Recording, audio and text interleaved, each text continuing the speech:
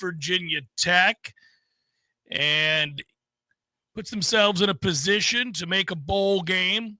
Look, right out the gates, I understand it's a weird time as a Florida State diehard, as somebody who has a handle and a grasp on Florida State's illustrious history. It's hard when you come off of a win that's a dominating win that gets you to 500 to say it with a bunch of gusto and enthusiasm, at the same time trying to balance the need to at least note that they go out on senior night with a dominating win at home at night. The atmosphere was good. The team played well, and they get the win. And, you know, for me, the biggest part of that was Ethan Pritchard, and that was really cool. And that, I don't want to just discard that, gloss over it, pretend it didn't happen. To have him this past week really was a shot in the arm during a tumultuous time. It's all relative, right? Football results, football expectations, debates about coaches and all that. It's all relative. That is of the sport, of the game. It's a passion we have. It's nothing compared to life and death. You all know that. I'm not chiding you. I'm not talking down. Everybody seems to get that. It's a helpful reminder from time to time to see it first and foremost. And so when Ethan came out of the facility in the early part of the week, and we saw that he was alert and that he was interacting with people and that he was smiling as he rang the bell and he was able to drive his own wheelchair, you thought, that's a good sign. Goodness, for a kid who was nearly dead, that's a really good sign. Then to find out he was going to be here participating in the Legacy Walk, that was cool. Then to see him up on the Jumbotron in the stadium, to be cheered that way, and to get a win on senior night with him there, that is very, very legitimately a great thing, a cool thing. So trying to strike that balance between, look, I know 5-5 is nothing that you're going to do, an elongated free-form dance to celebrate. But at the same time, noting how unique that was on Saturday night and how cool it was on Saturday night. Trying to find that balance is tough to do. And then to look ahead, where Florida State's played so poorly on the road with a chance to stamp their place, again, it's all relative, in a bowl game. After 2-10, would a bowl game make you happy? No. Does it beat the alternative? Yes. Yes, it does. Does it change the parameters of the debate? I don't think so. It might for the university. It might for the decision makers. It doesn't in my mind. I don't think it does from what I understand in Tom's mind. I don't want to speak for him, but we talk quite a bit. I think we're on the same page here. So, it's an interesting time. It's a frustrating. Limbo is frustrating. There's no other way of saying it. It's a toughie, Tom. I hate being in this position to be, I don't want to be the Grinch since it's close to the holiday seasons. I want to be this guy that walks in here fresh off a win on senior night, a dominating win, and have the celebration around that win, and then come in here and poo-poo that and act as if it doesn't matter that we won a game. At the same time, I don't get carried away with what that win is. It's what it is. We're 500. I will try not to let frustrations from off the air bleed onto the air. Been on the phone with a lot of insurance agencies and you know how fun it is to talk to insurance agents and your tax people. It's just such a great time, isn't it? Lawyers, and it's so fun. And some guys like our guy Russ, that's fine talking to Russ, but when he does his job well, I'm sure he understands when people don't want to talk to him. However, claims adjusters and rental car companies and tow companies, and I'm going to try not to let that bleed over to this. This is the fun three, buddy. This is the fun three. We got 24 hours in a day. This is the fun three. Is it? That's the question. It's the fun three, Tom, right here. That's the question. No matter the circumstances. You almost want to say about Saturday, so what, Ray? So what? Yeah. But it is significant that you go get that win. And it's a big night for a lot of guys. And Deuce Robinson, he had a poor 3-play sequence. Other than that, he was fantastic. And he continues to make his campaign for playing on Sundays all the more clear. And that's great to see. And a lot of guys on offense Saturday night. I'd like to see that after they gave the ball to everybody in the first quarter or 2 quarters. I think that a lot of that has to do with some senior night touches as well, try to get some guys distribution. But that you saw Chroma begin to get featured. And the Singleton thing is for real. At this point, we have to talk about Sam Singleton as a lead back in this offense, which is kind of a crazy development. That's all positive. And Florida State did win 5 games in their home slate this year. They went 5-2 at home. Okay, that's not bad. With a win over Alabama to boot. If you said that before the kickoff of the Bama game, that we would win 5 home games, including the one over Alabama this season, you'd say, sign me up. And sign Mike up for 2026. He's coming back. Yeah, but you would have thought it meant you had a good year. Yeah. But you didn't. But you haven't. Yeah, you haven't had a good year. So you're right. You want to acknowledge the win, but I also can't lie to you. The only sequence that made me get up out of my chair on Saturday was there's a 0 blitz on a 3rd and 5. We forced the fumble, and then about 3 plays later, Tommy looks like he can run the way that he did against Alabama for the first time, really, since the month of September, early September. And that was nice to see. Other than that, I was nonplussed. And that's just the honest way that I feel. And it's sad that we are here at this place as a football program, that a multi-score win leaves you feeling apathetic and or unmoved by the situation. And you're just looking for the answer to the question that we all want the answer, which is, why is it so quiet? And are we moving on? What's the deal here? Can it be salvaged? In their minds, if you do win on Friday and you beat Florida, is he coming back? That's what everybody's wondering. Not, hey, wait a minute. How many touches did Keziah get after his first 8 yard? Nobody's asking about that. Or how did Rizzi and Otto play after Leonard got hurt? How many snaps did each get? No, you're wondering, are we going to do this thing or not?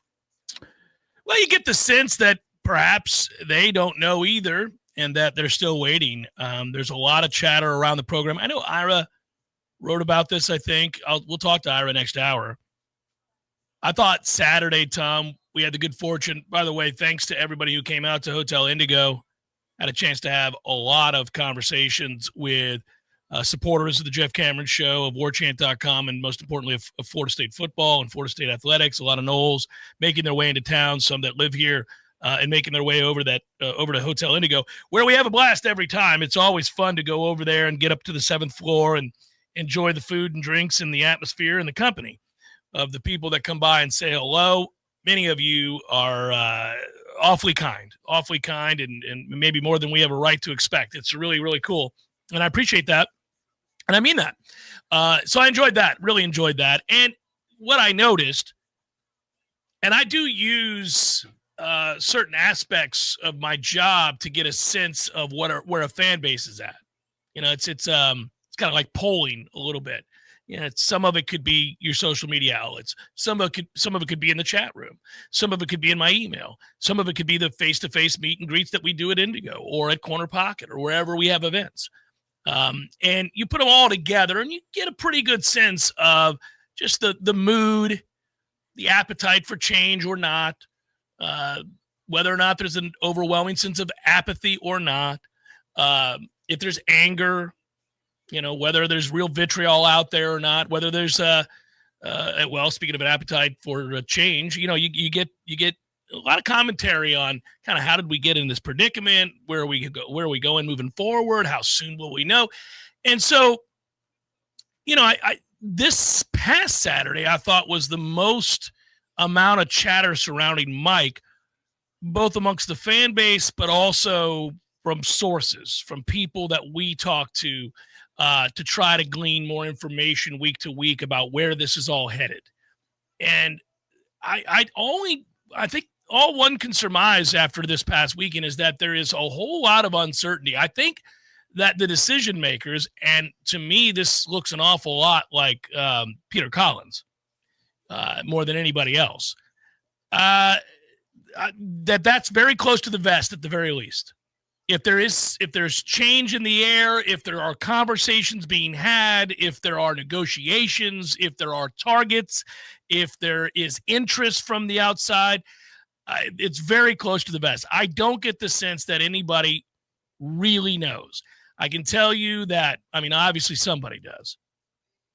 But for the most part, some of the heavy hitters that in previous years or in previous weeks had a pretty good handle on the mood, the dilemma, some of the aspects of what had to happen, all of that.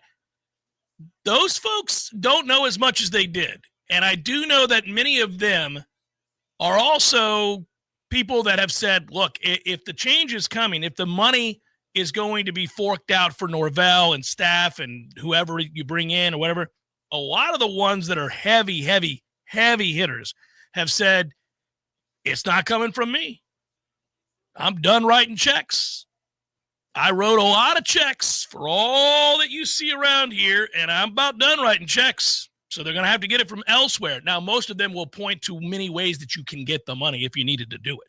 They'll say, oh, it can be done, and here's how. And they'll lay bare a plan, and they'll let you know a lot of things you don't know about how that gets done at schools when they are up against it financially or they're dealing with some sort of difficulty there. But the folks that normally would be relied upon to say stroke a check and move forward, they're saying, yeah, no, I'm not doing that. I gave you this much for the founder's suite. I did this much for this. I did this much for that. We're done doing all this. You got to get it from somebody else. So I don't know. I think that kind of closes up the ranks and doesn't make it all that easy to get a sense of where their head's at.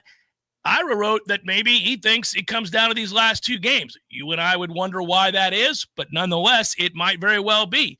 If that they go on the road and look terrible again this upcoming Friday, short week. So you turn your attention immediately now to this game at NC State. And Lord knows the history of Florida State football against NC State on the road. We don't play well there when we're good. This would be a game that if we were on the precipice of making the college football playoff as we sit here on a Monday, you and I would be nervous. And so would every other Florida State fan. We would all be like, really? Does it have to be NC State? For whatever reason, our mojo there ain't good. We go up there and look like clowns on the regular, like we've never played football before. And this is when we're good. You know, games start up there where you're going, oh, man, we just fumbled the opening kickoff. You know, like things like that happen up there where you shake your head. So it's different because that's not what's on the line. But his time here at Florida State could be. You go up there and lose and look bad again on the road. Again. That NC State team just got blown the hell out by Miami. They weren't remotely competitive. Their defense has been terrible all year long. You go up there and sputter, look bad, look ill-prepared, and lose a football game to NC State, maybe it does tip the scales. I don't know. Obviously, Florida's Florida, and we'll figure that out. I've said all along with Florida, if Florida cares and they play very hard, they'll beat Florida State. They have better players. I don't care what their record is when you watch them. They've got better players. They played real hard and had a chance to beat Ole Miss on the road this past weekend. So I can't know whether or not they're going to phone it in. Something tells me they won't because it's a rivalry game. I don't know. But right now, it's Friday against NC State. And there's a lot of limbo. You just kind of feel like I don't really know big picture, and I don't really know short term what we're going to look like. I didn't know that purgatory could, in fact, in and of itself, be hell. But now I understand that purgatory and hell are one and the same place. Because if you're here telling me, and I know you're saying it could be, maybe it is, maybe it isn't. But if it is true that these next two games will determine Mike Norvell's fate, if his fate is still in the balance, that is in and of itself a total embarrassment. I am embarrassed by that. And I hope that that's not the case. And I hope it's just subterfuge. I hope there's clandestine activity going on. Mm-hmm. They've made up their mind. Well, and we're going to press forward as a program because that's insane. Well, let me ask you to define your terms because I know where you're coming from. But I want you to make it abundantly clear to our audience in this case then why you think that's absurd. Because you would admit on the surface, and I'm for making a change. I was for making a change before the season began. Mm-hmm. Okay, so you don't have to worry about arguing with me. But you would admit that on the surface, there's a world of difference between 5-7 and 7-5. Going to a bowl or not going to a bowl. Beating Florida or not beating Florida. You see what I'm saying? Yeah, so I value those 15 practices. People laugh at that, but I actually value the bowl practices because you need to continue to develop as a program. Yeah. But the fact that we have to discuss that we've got a couple of, at best, coin flip games coming up in order to get those practices tells me all I need to know about where we are as a program. Mm-hmm. To define my terms, let's say you get that 7-5 record, and we look at that massive blip in the middle of the schedule. I am looking at an existence of a program with Jordan Travis, Jared Verse, Braden Fisk, and some other key players as an outlier and not the rule. Mm-hmm. And so what we are hoping for next year is at best being right back where we are right now. Okay. What is the path to go from 2-10 to 7-5 to 10 wins next year? I think you would need another year to be at 8 wins, maybe 9 if all the turnover luck goes your way. And you're thinking about 2027 at the earliest. He doesn't recruit high school well enough. He's going to have to dip into the portal for material upgrades. Again, total offensive line, skill positions, quarterback probably, but certainly skill positions are going to need help. Wide receiver is. If we bring him back, are we just going to put ourselves in an eternal cycle of mediocrity? I think that's what we're remanding ourselves to. So that would be the embarrassment part of it. I thought we were playing for higher stakes here. Those buildings tell me we are, and a return of Mike Norvell next year would tell me that the buildings are saying one thing, and the personnel decisions and the coaching decisions are saying quite a different thing. Yeah, I'm glad I wanted to give you the opportunity because I think you defined it in the way that many people would. That you're aspiring to mediocrity. The standard has been lowered. You're not actively trying to be an elite program if you tolerate this. I wanted to make sure that you got it out there because that's what people are going to say. That's people are going to say, well, no, wait a minute. You can't pretend that there's not a difference between 5 and 7 and 7 and 5. I just wanted to get out in front of it. And I'm sad that we have to parse that though. I mean, really, should we ever be in a position where we have to parse that and then we've got fans against each other because one says, well, he did get to 7. I mean, we all saw the circumstances by which we arrived at 7. Yeah. Unfortunately, they're not the arrow ain't pointing up. At best, it's pointing just this way. It's lateral. It's pointing lateral. Well, 7-5 in an ASARI league where the highest ranked team is 14th, I think, in the country. It's not ideal. It's the Stanford game, man. It's just inescapable. The Stanford game is an inescapable deal where you go, so that landmine is still in you, even though you've had all this extra time to not focus on the micro stuff and focus on the macro stuff. We still look like that. We're capable of looking like that. I mean, that's about the 7th time that's happened in his tenure here in 6 years. And it's also been a long time. I know that we don't want to hit the reboot button. He's had a long 6 years is a long time. That is more than fair for an assessment. 6 years. Yeah. Well, see, what happens is I know the argument the other way is when the people say, look, once you agreed to let him come back this year after 2-10 last year, then you have to be prepared to put 2-10 in the rear view and judge accordingly to the changes that were made in the moment. That's the argument some people make. I would say these changes have not been a success. You have 2 automatic wins that you could have gotten if you quite literally ran the same play the entire game. You just lined up and ran the same play. So I don't really even count those wins. You do have a badge of honor in beating Alabama. That is a significant win. Kudos, big deal. Made everybody feel great. It was something to celebrate. Still is. Again, you have a loss to a Clemson team that is terrible. And seeing them again the other night against Louisville. Boy, what's going on at Louisville? With all of the personal fouls and the misses, that weird spiral there from Brom's team at the end of the year here. Yeah. That's kind of strange. But Clemson's begging to get beat. They're not very good. Our performance there was lackluster to say the least. You have the Stanford game. So I feel like it's in this way applicable. I'll use golf as an analogy for just the cut line. The cut line for this event on a Friday is +3. You're going to make the weekend if you can be +3. A few weeks ago, we were at +10 on the back 9, but we got on a heater. Boy, are we on a heater right now. We were 132nd in the field. But here comes Mike. He made a few birdies on the back, and he fires a nice under par 4th set of 9 holes in the first 2 days, and the cut line's at 3, and the best we can finish at is +5 at best. You're still missing the cut, and you haven't made it. I think that's how I feel. It also, you want to make it football? It would be like the Bucs being eliminated from the playoffs. They're 5-9, but they win their last 2 games. Like, I will enjoy those 2 60-minute football games, but you finished the year 7-9. Yeah. It's wonderful that you finished on a 2-game win streak, but you didn't make the playoffs. I'm with you on this. I just know that there are people who banty about this post the decision to bring in the assistant they did. I'll tell you something I don't like moving forward is sticking with this offense. I don't want to run this offense. I don't think you can recruit an elite quarterback to this offense.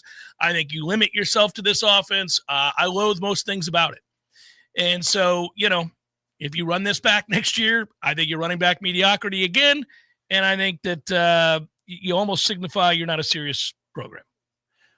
Not for the stakes that we believe that we should be playing for. Yeah, I mean, and so why is it that a win over Wake and a win over Virginia Tech to push you to 2 conference wins in 7 tries this year, and that makes it 3 conference wins in 15 tries over the last 2 seasons? Why are we getting flowery over that? Oh well, I'm not, and I know you're not. And I don't think the majority of the fan base is. But good for the players. Good like that. You were right to open the way you did. Yeah, good for the players. Good for the players. That good is for them a to get a win. Positive outcome, and it should be celebrated within the scope of what should be celebrated. It was. Yeah. No, it was a win on senior night, a night where it was an emotional night because you had Ethan Pritchard here. That was really cool, and his family and people. That was awesome to celebrate. And my whole family basically was there. My wife didn't go, but my dad and both my boys, nephew of mine, and we were all there.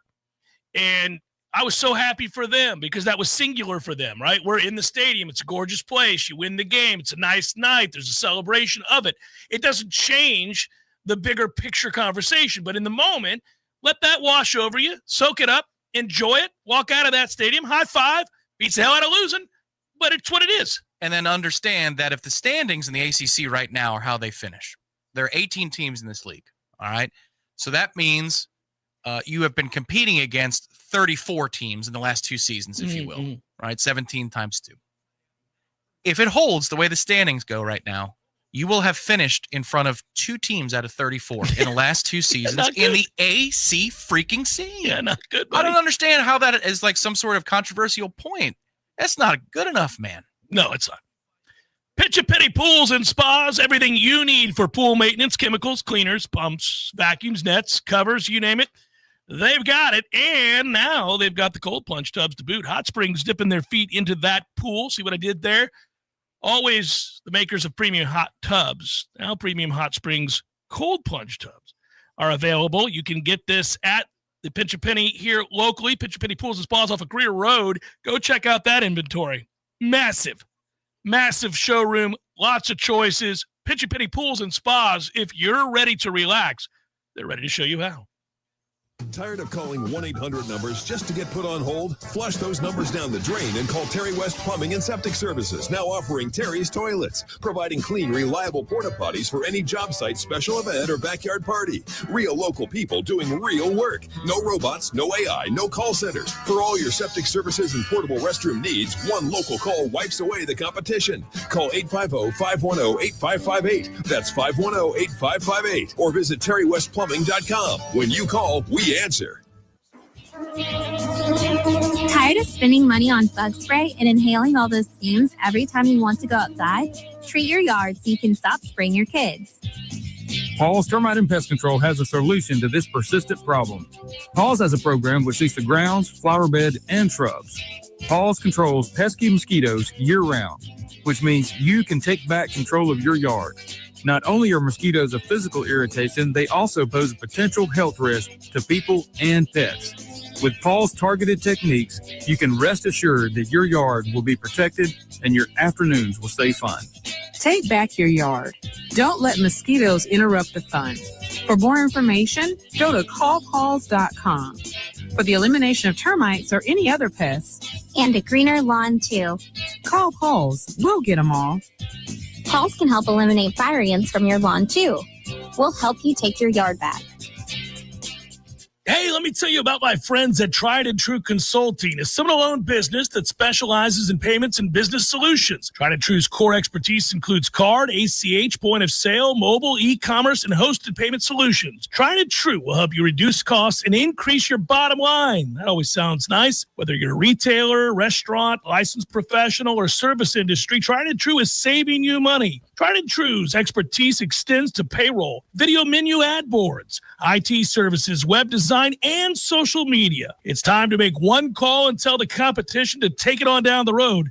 Call Don or Joe today at 844-464-6653. That's 464-6653. When you do business with Tried and True, they contribute 10% of the net revenue to the Battle's End. So go Tried and True today. Call 844-464-6653.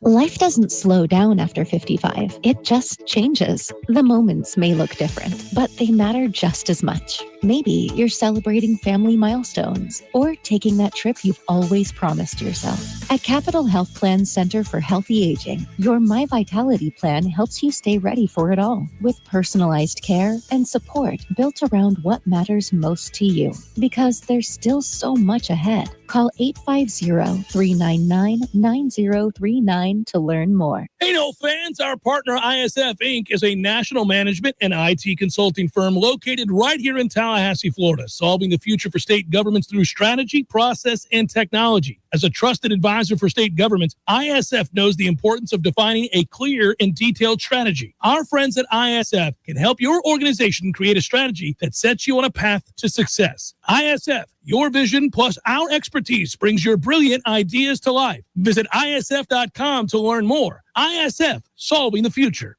From the championship stage to coaching change and everything in between, Warchant.com remains your home for the best FSU football coverage in the business. Brutally honest columns and features, market-leading multimedia presence across video and podcast, the largest FSU fan community with a staff that combines for over 100 years of experience covering the Noles. When change comes, Warchant.com is your home for analysis from every angle. Warchant.com, your ultimate Seminole sports source. Sign up today. The Jeff Cameron Show is a production of the Warchant.com Multimedia Network. Check out Warchant.com today for the latest news inside Florida State athletics. That's Warchant.com. Now, back to Jeff on Real Talk 93.3. You know, I know that you can't live your life as a Florida State diehard by celebrating via Schadenfreude the misfortune of many others whom you despise. But I must tell you that I find it enjoyable that Miami, the University of, is tied with the third most wins against AP-ranked teams this season. They have 3 of those. And yet they are not amongst the foursome tied atop the ACC standings. It's a toughie. Tragic. Define the game day impact of their head coach. You just did. I mean, damn it, man, that's got to hurt your feelings. They best and dominate our next opponent, NC State, 41-7 over the weekend. And what was a weird weekend for the ACC. Should be noted that Virginia knocking off Duke was helpful. Virginia, 1 victory away from a single-season school record of 10 wins after their 34-17 victory against Duke. I would also say that what's fascinating about that, go back and look at Virginia's season. They're really close to just being like a 500 team, but they won all the close games, including the one against us. Georgia Tech acting foolish on Saturday, but finds a way to win 36-34 over Boston College. Haynes King was awesome. He usually is, but man, that defense wasn't. Haynes King, by the way, totaled for himself there with the passing and running 424 yards, and he needed every one of them. As he's doing that on the regular. That's what they did when they got beat a couple weeks ago. Yeah, he's pretty damn good, Tom.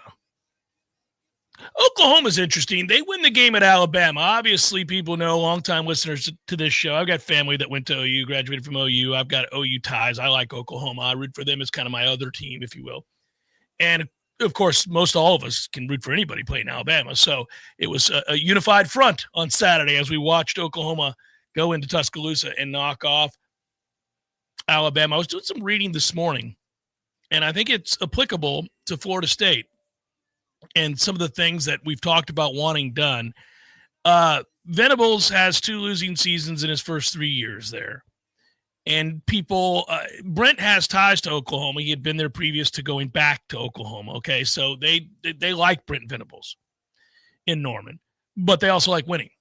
And so they were kind of, hey, man, we'll do some winning around these parts because you ain't going to get it done what you're doing. And so this was a big year. This was a very big year for him, and he's obviously now, I think, obviously satisfied the requirements to come back next year. Hell, they could end up obviously making the college football playoff at this point. They have a real good chance to do so. But when you read about the changes that they made, they too went through a comprehensive assessment of their football program, Tom. They did. And they reshaped their football program by doing what? Adopting an NFL-style front office structure. This is something we've talked about wanting to see in what we think is the future of college football and what would be interesting. They hired former NFL personnel directors to manage the roster and recruit. They basically described the transfer portal and high school recruiting in a way that NFL teams describe professional free agency and the draft as two different things.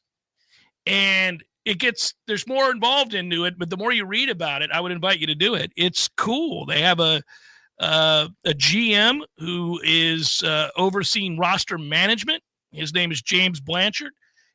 He's a former NFL guy. It's fascinating what they're doing. They're basically saying to Venables, you coach up that defense. You're really good at it. We've had good defenses even when we're losing these games. But we think you're spread a little thin. So they didn't do the CEO thing. They didn't do the CEO coach thing. They said, you dive into coaching up that defense. We're going to get you really good players. You've already got some good players.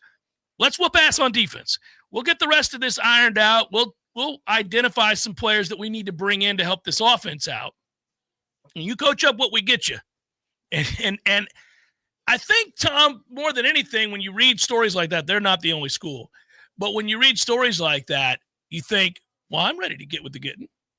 I'd like to start this process. This is infinitely fascinating. I'd like to do all of these things without this guy here. I'd like to do this. Let's make all of the wholesale changes now and do that. Let's do something like it. Roles that like NFL departments have. And you have 10 scouts at Oklahoma, for example, 10 full-time scouts. This is pretty cool. Like, I like the idea of it. I feel like professional scouts and college programs, that makes a lot of sense. It could be something where a professional scout who has to hit the road and work a ton can make a home base for themselves and then get into an office and go look at a bunch of film of high school players or current college players and then create lists. Yeah, that feels like an industry that is burgeoning to me. I think it is. And it would be appealing to a professional scout who has to go to college practices all over the country. They can do that in college. And, there probably is, for the top line scout in a college program such as Florida State or Oklahoma, a whole lot of freaking money that they were spending on something else. Like, a head coaching salary. I don't need to spend as much on the head coach as I need to spend on my scouting department. There you go. Professionalize the hell out of the thing. Because that's another reason where when you ask me, why would you move on? Why do you think this is embarrassing? It's the other part of it is that whole high school thing. Oh, recruiting and developing players, they have failed. R&D. He has failed. Yeah. R&D is 0-0. There really is not much to it.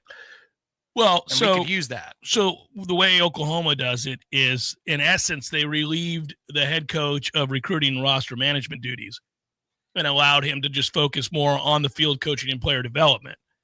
And they have an idea that the transfer portal is viewed as free agency, Tom. It's treated as a free agent market where you acquire players to fill out the roster. 40, I think they have 45 new players this last offseason. The high school recruiting they view as the draft. And, you have a more strategic, outlined, evaluated pipeline of talent you're trying to bring in through the draft as opposed to the portal. It's fascinating. And again, I think more schools are going that route.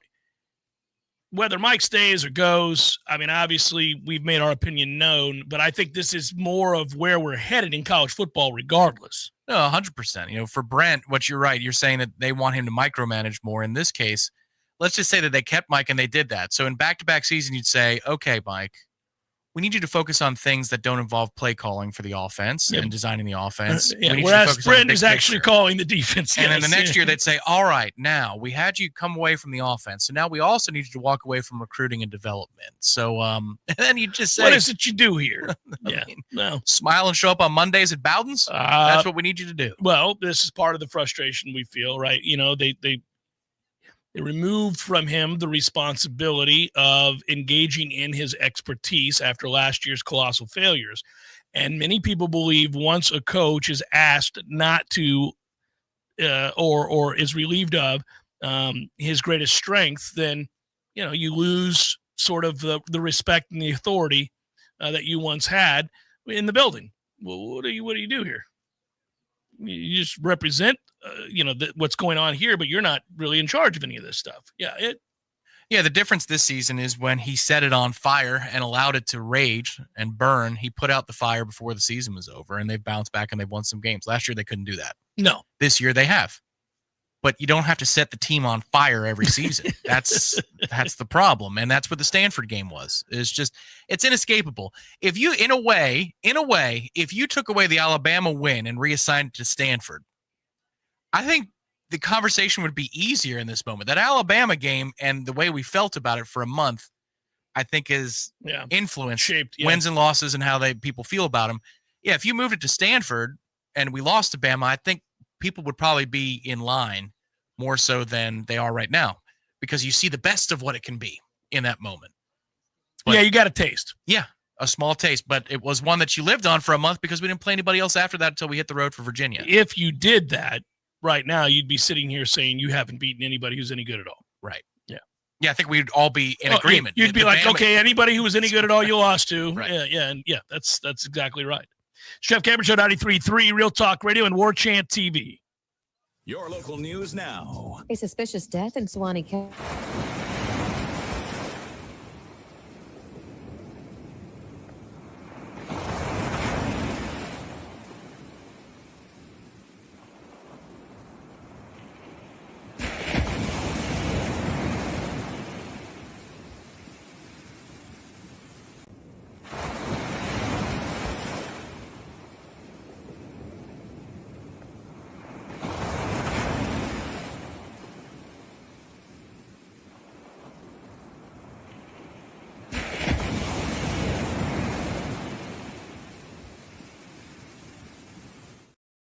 Is charged with written or electronic threats to kill, do bodily injury, or conduct a mass shooting or act of terrorism. This is Rachel Lene with your Real Talk 93.3 Local News Update. Brought to you by Macklemore Systems, Tallahassee's go-to Mac store. Check them out online at MacklemoreSystems.com.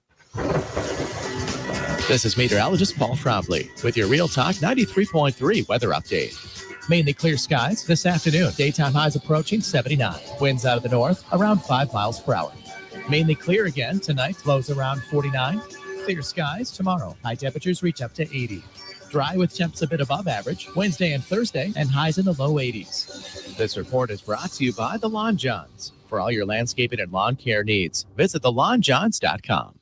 Currently 75. T-Spark Enterprises, roofing and construction services. T-Spark Construction.com. We conquer all peaks. We fix those darn leaks. Call 850-766-1340. T-Spark Enterprises, roofing and construction services.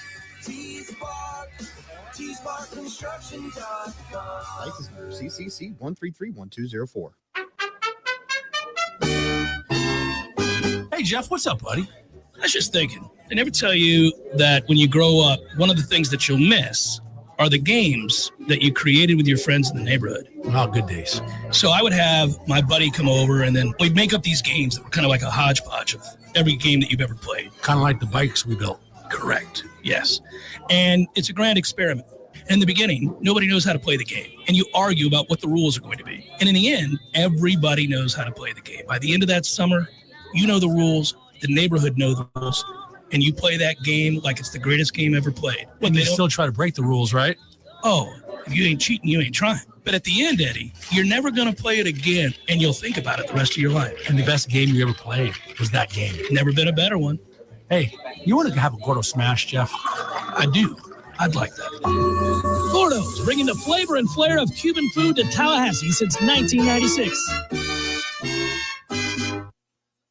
The Jeff Cameron Show is a production of the Warchant.com Multimedia Network. Check out warchant.com today for the latest news inside Florida State athletics. That's warchant.com. Now, back to Jeff on Real Talk 93.3. Power rankings are a lot different than the AP rankings, and of course, those are different, not all that much, to what the committee does when what we'll be paying attention to tomorrow night.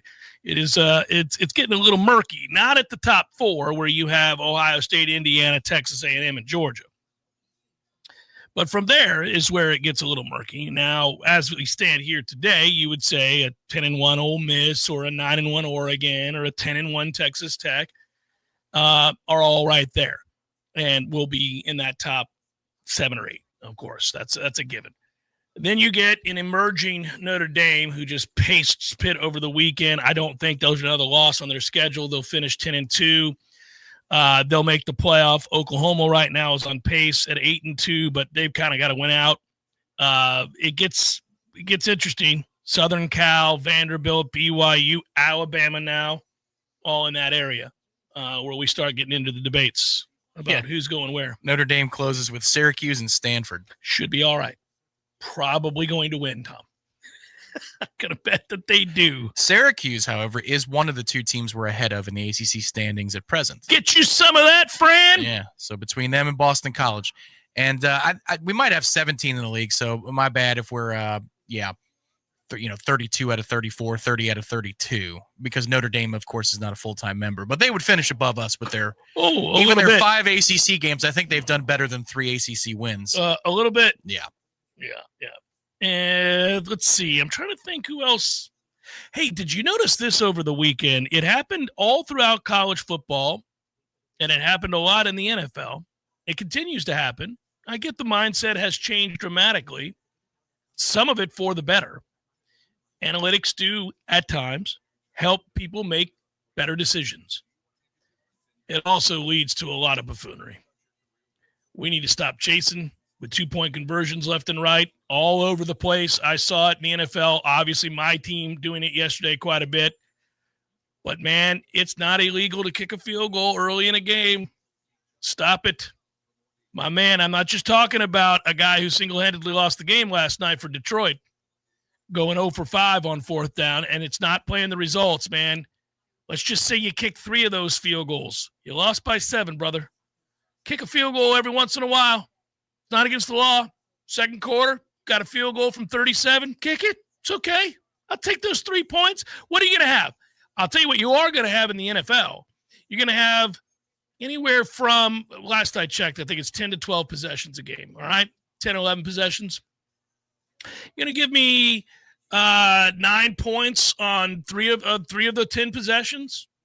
Points are a good thing, Tom. I like them. I like some points now. There is a time, down, distance, situation, quarterback. Obviously, you got to think about these things. I'm not saying that it's a blanket, why are we constantly going for it mentality, because I'm not that guy either. But it's all right. I saw a game, you Dolphins fans know exactly what I'm talking about. I saw a game over the weekend in which the game was tied with under, what was it? What was the exact amount of time on the clock at that moment? I got to double check, but it was late, and we're in a tie game. And Marcus sorry-ass Mariota is on the other sideline. And in a tie game, my man eschewed the go-ahead chip shot field goal with under 2 minutes to play. I'm going to take the lead there, Tom. That's what I'm going to do. Yeah, scores add up to points that can make a win happen instead of a loss. You just put these things together, especially if you're down 2 scores. A field goal is not a bad thing, and a lot of times I'll see teams go for it down 2 scores. And I think what the analytics, that they should suggest that once you get to an 85 or 90% threshold, if you're in the 4th quarter, kick it in that instant. Kick it in that instant. Well, you see a lot where somebody's down, say, 17 with like 13 minutes to play. Yeah. And they have a 4th and 8 from the 20 instead of kicking the field goal to get it to be a 2-score game and make it 14 points. We have an outside chance of coming back. They're like, oh, we're going for it. Why? Well, yeah, and you continue to apply psychological pressure in a lot of these situations, which matters. I understand that in the pros it matters less, but momentum and psychological circumstances of well, the worst we can do is game pressure, yes. Give up a tie here. Like the difference between 8 and 7 is massive in the mindset of the team with the lead, with the ball, facing we must have a first down. Like you play so much looser and more free when you're up 8 than 7. They cannot take the lead against you. Worst case scenario, we go to overtime here. Versus worst case, we give them the ball. It changes things, and that's why you're seeing it with coaches pressing for 2. It's not just analytics. That's a move on psychology and feeling up against it and urgent in times when you don't need to feel urgent at all. Well, I just think it's weird when you're down 2 and go for 2 and it's like the end of the first quarter. Yeah. Well, we chasing points in the first quarter. Right. Stop doing that. As though you're assuming that your opponent's going to go for 2 every time they score. It's like, no, if the number's a certain way, then they're just going to kick the extra point. So that opportunity is going to be there for you the next go-around. Well, okay, I'll give you a scenario by which the other team comes out, marches right down the field, scores a touchdown against you, and they decide for whatever reason they've got some sort of in their back pocket, they've practiced it all week, 2-point conversion attempt that they want to run. I'd argue against it the first quarter, but let's say that's what they want to do. And they go for 2 and they get it. It's 8-0 them. I get the ball back. It's my first possession of the game. I go right down the field and score. Am I going for 2 and chasing points to tie the game there, or am I kicking the extra point? I'm kicking the effing extra point. You got to have the alpha mentality, Jeff, and go for 2. I'm just kicking the extra point. It's 8-7. We're going to score again. Yeah, right. I mean, you're going to need to score again regardless. Correct. In order to win the game. Yeah.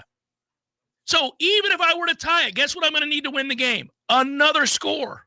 You need another score either way. Just stop it. Yeah. Stop doing all the chasing. We get into late third, early fourth quarter. Now we're having a different discussion. We're having an honest discussion about 1 score versus 2 scores. How many more times are we going to get the ball? Yep. How does our defense look today? Will we be back down here at any point? Also, the other thing to consider here is I hate how analytics tends to look at things in a one-play vacuum without any adjustment.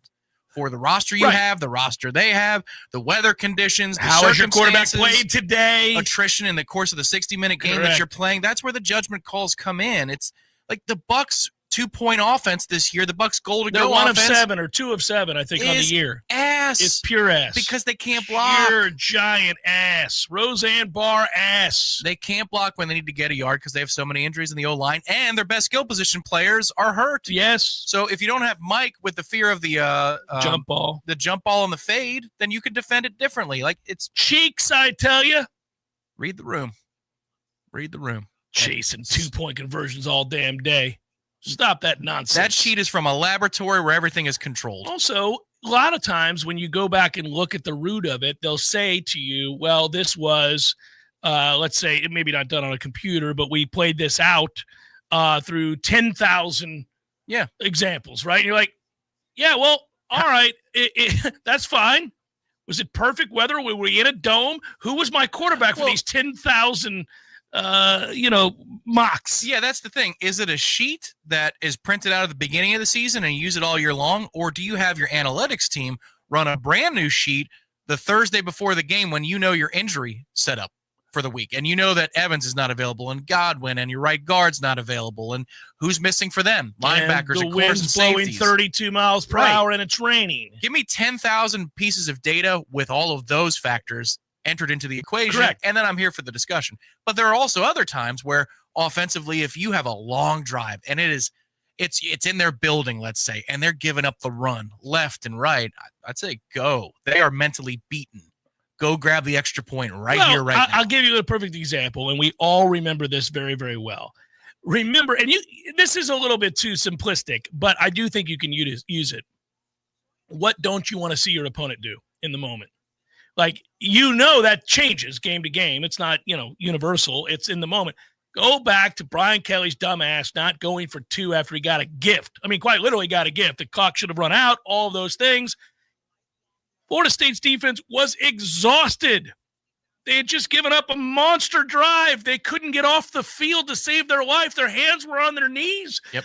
They would have walked in. Well, you have Jaden Daniels. I mean, what are you doing? Yeah. And he kicks the extra point. Now, listen, he got unlucky. It got blocked. That's not part of the analytics there. But, buddy, you had a gifted win. Mike tried to choke that away. Right. Yes, and you got the break of the replay review and all that stuff. The whole thing. With the extra snap. Yeah, if I'm them in that moment, pre-snap, I look where Duke Cooper is. I go one-on-one there with a run element for Daniels, and we're going to win that football game. Yes, you're going to walk in. Yeah. You're going to walk in. Because he was just beaten for the touchdown, and it was less than competitive. So I would have gone right back to it. Shannon Young was here this weekend celebrating his Noles. He was working. That's what he was doing. He's on the phone. He's closing deals. He's ensuring folks who have a dream of owning a new home get the loan that they need in order to do so. He's a fellow Nole, but more than that, he is really good at what he does. He does this now in 7 different states, by the way: Florida, Georgia, Alabama, Tennessee, Texas, and the Carolinas. Right now, better rates, better options, stronger support, and faster response. That's because he made the move to Cross Country Mortgage. That's the nation's largest mortgage company. And if you go to loansfornoles.com, you can learn more about how he can help you. I like vouching for Shannon. He's done good work. We've had a lot of people respond after reaching out to Shannon saying thank you. Shannon has relayed those messages to me. That warms my heart. I'm happy to know that his unwavering commitment to you is working out well. That passion, that expertise, that commitment. Loansfornoles.com. That is loansfornoles.com. It's Jeff Cameron Show 93.3, Real Talk Radio, and Warchant TV.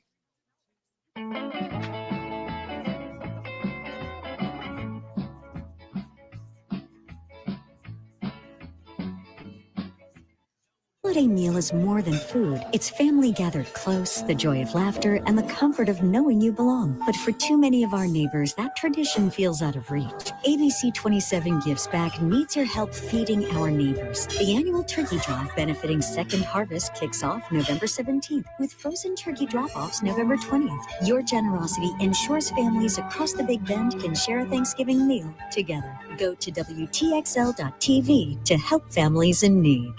I'm Shannon Young with Cross Country Mortgage, and today I want to talk straight with you about debt, especially high interest rate credit cards, and why you shouldn't just sit there and hope the situation will fix itself. Nationwide, the average credit card interest rate is hovering around 21% or higher. The total revolving credit card debt in the U.S. is over $1 trillion and rising. If you're carrying a credit card balance, you're likely paying hundreds of dollars each month just in interest, without even touching your principal. But here's the good news. You can act. What I help folks do is refinance their home or use a home loan strategy to consolidate high interest debt into something with a much lower interest rate and one payment. It puts you in control. So if you own a home or you're buying one, let's talk about turning your house into a tool so you can stop the credit card interest trap and you can stop feeling like you're paying lots without making progress. Go to loansfornoles.com. That's loansfornoles.com, and let's get you on a smarter financial path and get out of the high interest grind.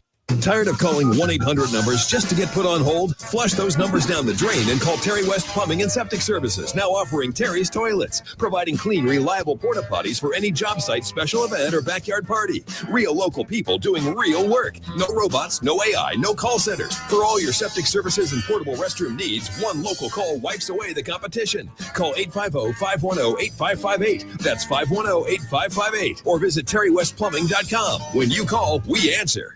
Games for Less, Tallahassee's largest selection of new and used games, as well as new and used consoles like Nintendo, Super Nintendo, Atari 2600, PS4, and PS5. You name it. Locally owned and operated since 1994, trade-ins are not only welcome, but Games for Less pays more for your trade-ins than the big chain stores. That's not all. Games for Less now buys and sells new and used vinyl records to boot. George loves the Beatles, by the way. Reserve all the new releases today at Games for Less, conveniently located in the Walmart Supercenter Plaza on Appalachian Parkway. Love to compete on the dartboard? Then it's time to head to the CP. The Corner Pocket Bar and Grill is Tallahassee's premier dart bar, featuring steel-tip boards and soft-tip internet play. The Corner Pocket hosts leagues and tournaments regularly. Just check out their social media to find a time that works for you. And in between games, grab a pint and a bite in the cool AC, or enjoy yourself outside on the deck. Whether you want to catch a game or start one of your own, the place to be is the Corner Pocket Bar and Grill, 2475 Appalachian Parkway. Tallahassee loves the Corner Pocket. Coming up next, more of the Jeff Cameron Show. Live and local on Real Talk 93.3. WVFT, Gretna, Tallahassee. Your sports Flash update on Real Talk 93.3 in Tallahassee.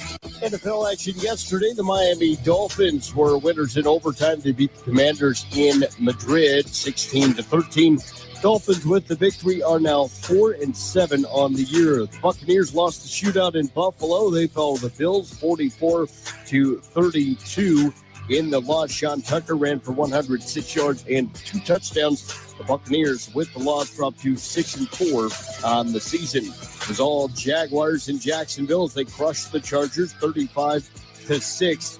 The Jaguars had 4 rushing touchdowns in the win as Jacksonville improves to 64. Bundle auto and home, renters or condo and save with Brook Racing. I'm John Thayer, Real Talk 93.3.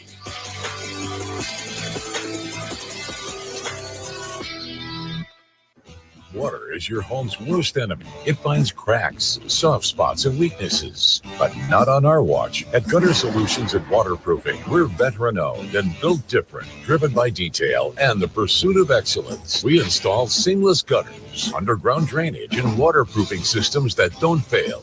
Because when you live with discipline, water doesn't stand a chance. Gutter Solutions and Waterproofing. Visit guttersolutions.net. With us, it's personal. A roof isn't decoration. It's your home's first line of defense. At GSWP Roofing, we treat every build like it's mission critical. We're GAF Master Elite certified, led by a former Marine, and we don't cut corners. We execute with discipline, precision, and materials that hold the line. Storm after storm, year after year. Repairs, replacements, full installs. This is roofing done by the book. No excuses, no shortcuts. GSWP Roofing. Online at gswproofing.com. With us, you're covered. License number CCC 1335048. Go custom with your window coverings with help from Budget Blinds of Tallahassee. Budget Blinds brings their showroom to your home with dozens of color and pattern choices. Just tell them what you love and they'll make it happen. From designing custom draperies and Roman shades to color matching your blinds and shutters. I'm Gary, the local owner of Budget Blinds Tallahassee, where you get beautiful style and expert service for any budget. Call 668-4835 for a free consultation online at budgetblinds.com/Tallahassee. Pay-per-view fights can ring up big bills, especially since in the Octagon there is one every few weeks. That's why the 7th Hill Tap Room right downstairs from Corner Pocket Bar and Grill carries every single fight. Plus, unlike most pay-per-view bars, there's no cover charge. And drink specials too, like $3 select domestic beers and more. And if you enjoy international soccer, 7th Hill opens early. $2 mimosas on Sundays, anyone? The 7th Hill Tap Room, 2475 Appalachia Parkway, just downstairs from Corner Pocket Bar and Grill. I'll never forget that moment. As long as I live. As long as I live. My first call-up ever as a member of the National Guard. When we got to the armory, they briefed us on the wildfires. They were getting dangerously close to homes. Helicopters were going out to drop water on the fires. Guys in the unit were preparing for firefighting with local fire crews. At that moment, I got my first taste of just how important the Guard is to my community. See how the Guard can be an important part of your life at NationalGuard.com. Sponsored by the Florida National Guard. Aired by the Florida Association of Broadcasters and this station. Hi, everyone. This is Monique Ellsworth with Second Harvest of the Big Bend, reminding you that families in our community are in need now more than ever. Actually, in our community, 1 in 4 children are food insecure, not knowing where their next meal is coming from. So as we roll into the holiday season, please keep those families in mind. And when you're shopping for groceries, consider picking up extra food for family in need, or visit our website if you're able to make a monetary contribution. Or if you have the time, please visit our website and sign up to be a volunteer and serve alongside of us.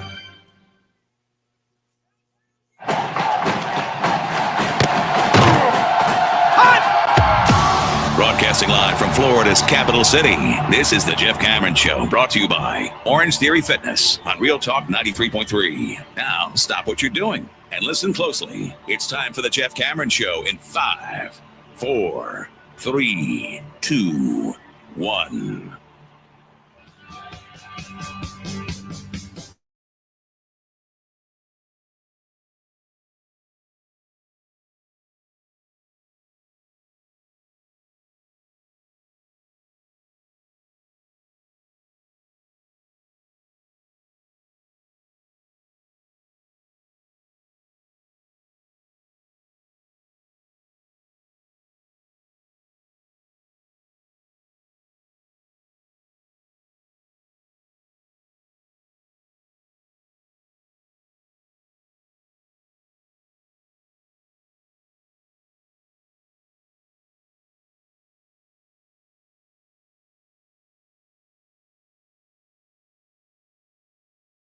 Real Talk Radio. Thanks for watching on Warchant TV, the YouTube channel there, and all that's going on Warchant. And thanks to Morris Simmons. There you go, Morris. I see you over there in the chat. You're the newest green member. I don't know if there's another way to describe that, Tom. He's green on here. And I wanted to congratulate him on becoming green. Call him Premier. Green members are Premier members. Go green. Look at that. I started a new mantra. So, yeah, good times. Basketball tomorrow. That's right. Florida State plays again. Back on the hardwood. UT Martin. Coach Ham's alma mater. Let's go. Yeah. Kind of sucks, doesn't it? We're already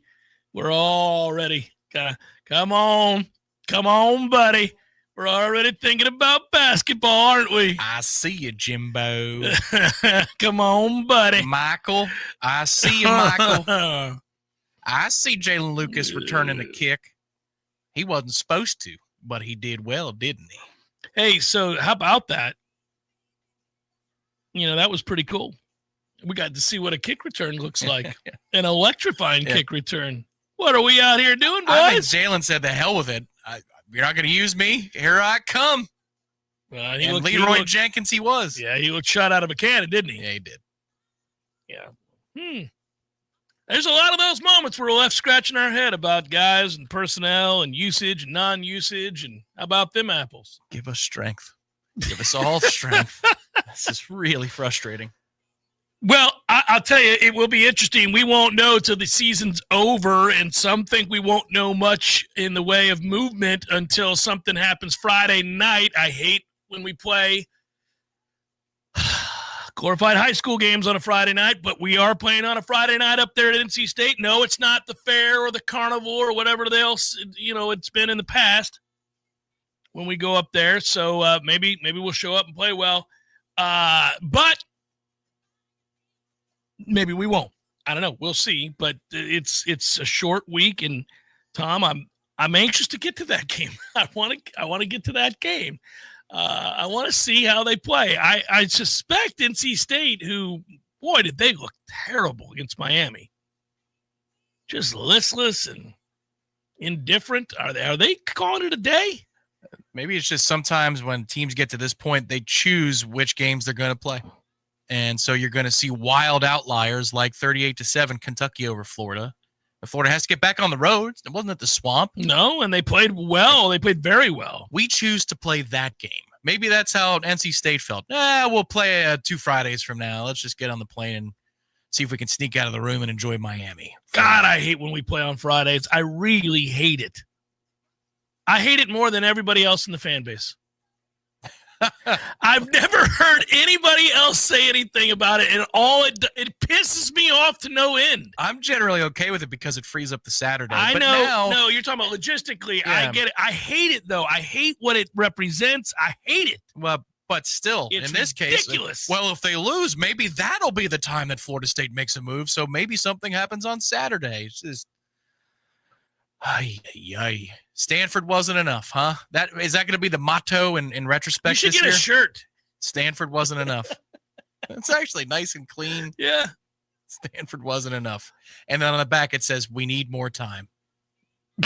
You could do Stanford wasn't enough. Yeah. And that's a question mark. And then we need more time. Stanford wasn't enough? Yeah. Yeah. I mean, isn't that right? You could do it that way. But see what I'm doing? I'm leading hour 2 with we got basketball tomorrow, Tommy. Woo! We got a little basketball tomorrow. You got the smash tonight, but you don't have anything tomorrow. You can take it on over to watch some basketball, I got buddy. Season tickets. I'm walking the hell over there. You're damn right you are. Little club You're level living. Celebrating. And you know what? I might need to do a little bit of extra working out tomorrow, so I can earn an extra beer Have free. A couple, maybe 3 beers on a night where you're watching a little Florida State basketball and the pace Luke Lauk's boys offer up these days. Let's go. You know the things that are like the yardstick with the beer? I need one of those. Do you have one of those? Can you get me one of those? Can you pop the top of the keg? I'll just pick it up. I'll take some sips. I felt like Saturday night after they won the game against Virginia Tech that you could, if you wanted to, you could sleep in on a Sunday or get up and go play golf, because I didn't think they were going to make a move. I didn't think they were going to move on Mike after a win that was as lopsided as that. I thought that if that even weighs, even if that's a factor, I don't even know if that's a factor. I don't know. I don't know. I think that when you brought it up in the first hour, it just feels like those that are usually pretty dialed in on these matters, and when they let you know that something's coming, you go, whoa, it's real. Right. They feel desperate. They feel desperate about what's going on here, which would suggest that all the ducks aren't in a row, or people have been cut out of the process because they've gone into the closed circle meetings. I think it's the latter there. I think that if there is anything going on at all, it is a very, very tight-knit group, and some of the people that are normally involved in these discussions are not in these discussions. And that would make sense given the money. I mean, again, given the amount of money, that would make sense. So, I that's why a lot's not leaking out. Some of the let me tell you, one of the things that happens, you know this, but one of the things that happens amongst heavily influential boosters, money people, as they're known, the ones that are in a position to have an influence over big decisions via their contributions. They want you, not all of them, many of them, want you to know that they wield that sort of power. They want you to know most of these people, not all, have big egos. They've been very successful in whatever it is they endeavored to do in life. And they want the proper recognition that comes with those successes, and they like to banty about the authority and power and influence they have on others in things in which they're impassioned. While wearing a Lululemon FSU puffer vest. In all likelihood. Yes. And I would go on and on about what bumper stickers were on their car, but we're not going to do this and alienate. No, but what they do is they always reach towards the band on their watch, so you have to look at their watch. It's a power move to show off the amount of money they spend on the watch. They do this number a lot as they talk. It's just itching, Tom. Oh, that's right. Yeah. So, yes, there you go. That's happening. And then those folks can't help themselves. They feel compelled to tell people that are close to them, usually in this manner. They'll say, now listen, you can't say anything. And then they'll proceed to tell you that this is what's happening, this is what they're hearing. But here's the thing about that. If they are in those groups for real, and they do wield influence for real, oftentimes that information is accurate, is fairly close to what's actually happening.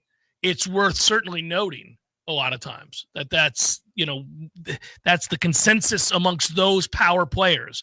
And again, I'm not talking about any specific person. But I'm saying that's how those groups operate. That's true everywhere. It's not just Florida State. That's true anywhere. They don't get to score touchdowns. This is their moment. Right. Yeah. And so, and it's not even implying or inferring that they're bad people, but they do have egos, and they want you to know who they are. And usually those folks are talking in these situations. And I've noted as of late, they are not. And I think that many of them have either stapled their pocketbooks, if you will, their wallets shut, and others of them have been excluded from the process because they're not going to be asked yet again to do more than they've already done. It will have to come from another place, and so they're not in the inner circle right now. That seems to me kind of what's happening. And that's why it's safe to just say, I don't know. I've asked my guys. I've asked a lot of them, and they're all kind of like, well, not hearing anything. Just not hearing anything. There was a small spike of traffic and smoke this weekend, and it came and it went. Yeah, it was pregame. It was before the game. And then there was a lot of chatter. And I never finished that thought last hour. I inferred that. I think Ira heard that. You heard that. I heard that. I talked to a couple people. closely associated to the program that were like, yeah, there's a lot of noise out there.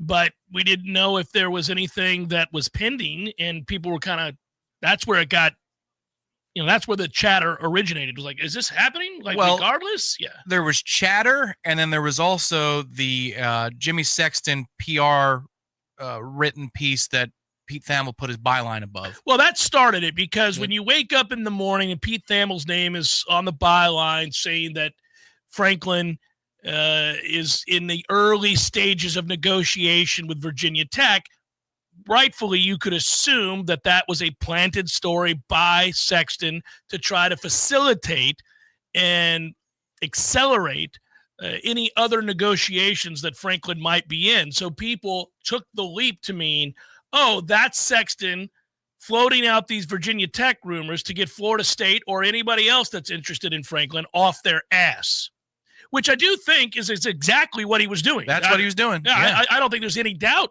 that that's what he was doing. If you read that piece, the way it read basically suggested that he's telling them, hey, you're going to force my hand. We may actually have to negotiate with Virginia Tech. Now, if you're a Virginia Tech fan, you take offense to that categorization. However, the rest of us look at it and go, you're Virginia Tech. Stop it.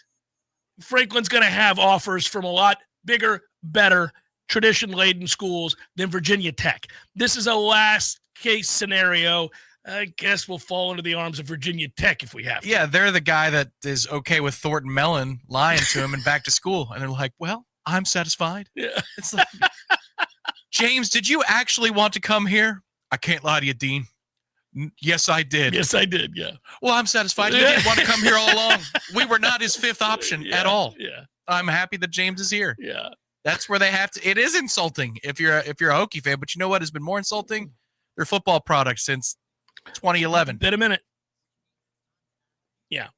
No, that's just, you're like, okay, well, anything we can do to expedite this, that'd be cool, because maybe we'll fall into getting James Franklin, which would likely raise the floor for sure that they're invested. You would have a staple remover for some of those pocketbooks for the next guy. I think that those people are willing to pay for the next solution, not the end to the current problem. I think that's where probably you're a lot talking of the about money Mike's people are. situation here, yeah. Well, I mean, the same people who are saying no to the buyout might say yes to the investment on the next thing. Well, it's the stage of the season now all throughout the country. Yeah. And it's not as fun as it used to be. As a college football diehard, this is when things would get really fun, where you'd have 5, 6, 7 names, big names, heavy hitters that were out there that could be had, or at least were being rumored to be had, right? Well, we may get so-and-so from here. He's unhappy. Hey, this guy's maybe going to get fired, but I've always liked him, and he's still a name that held some gravitas. Whereas now, the biggest name in the sport is Lane Kiffin in terms of coach that might be available.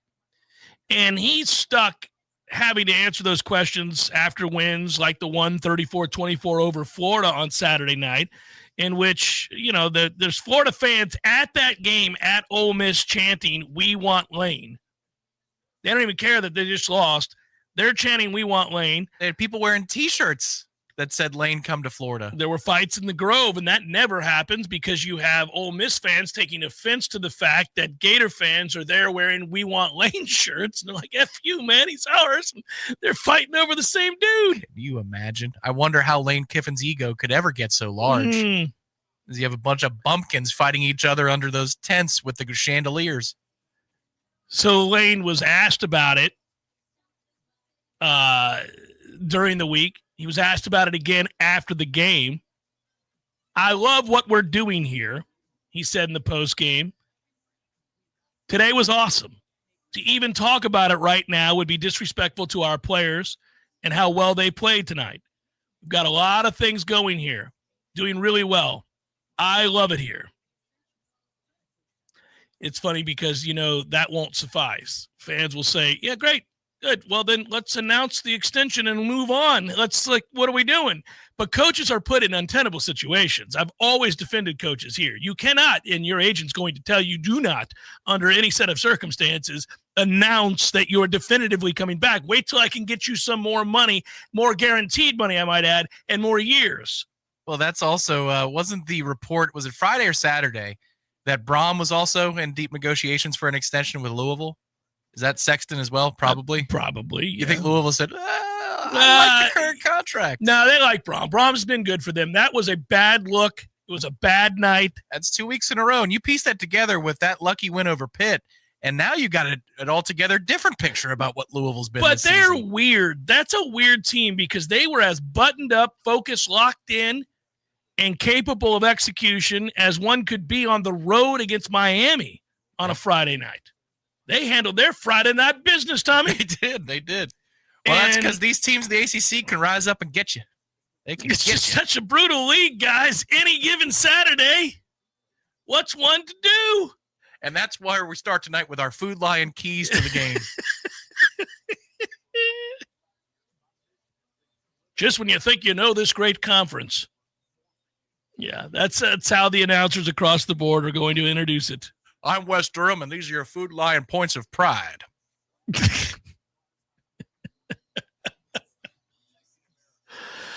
Oh, man. Yeah. What a special night we have.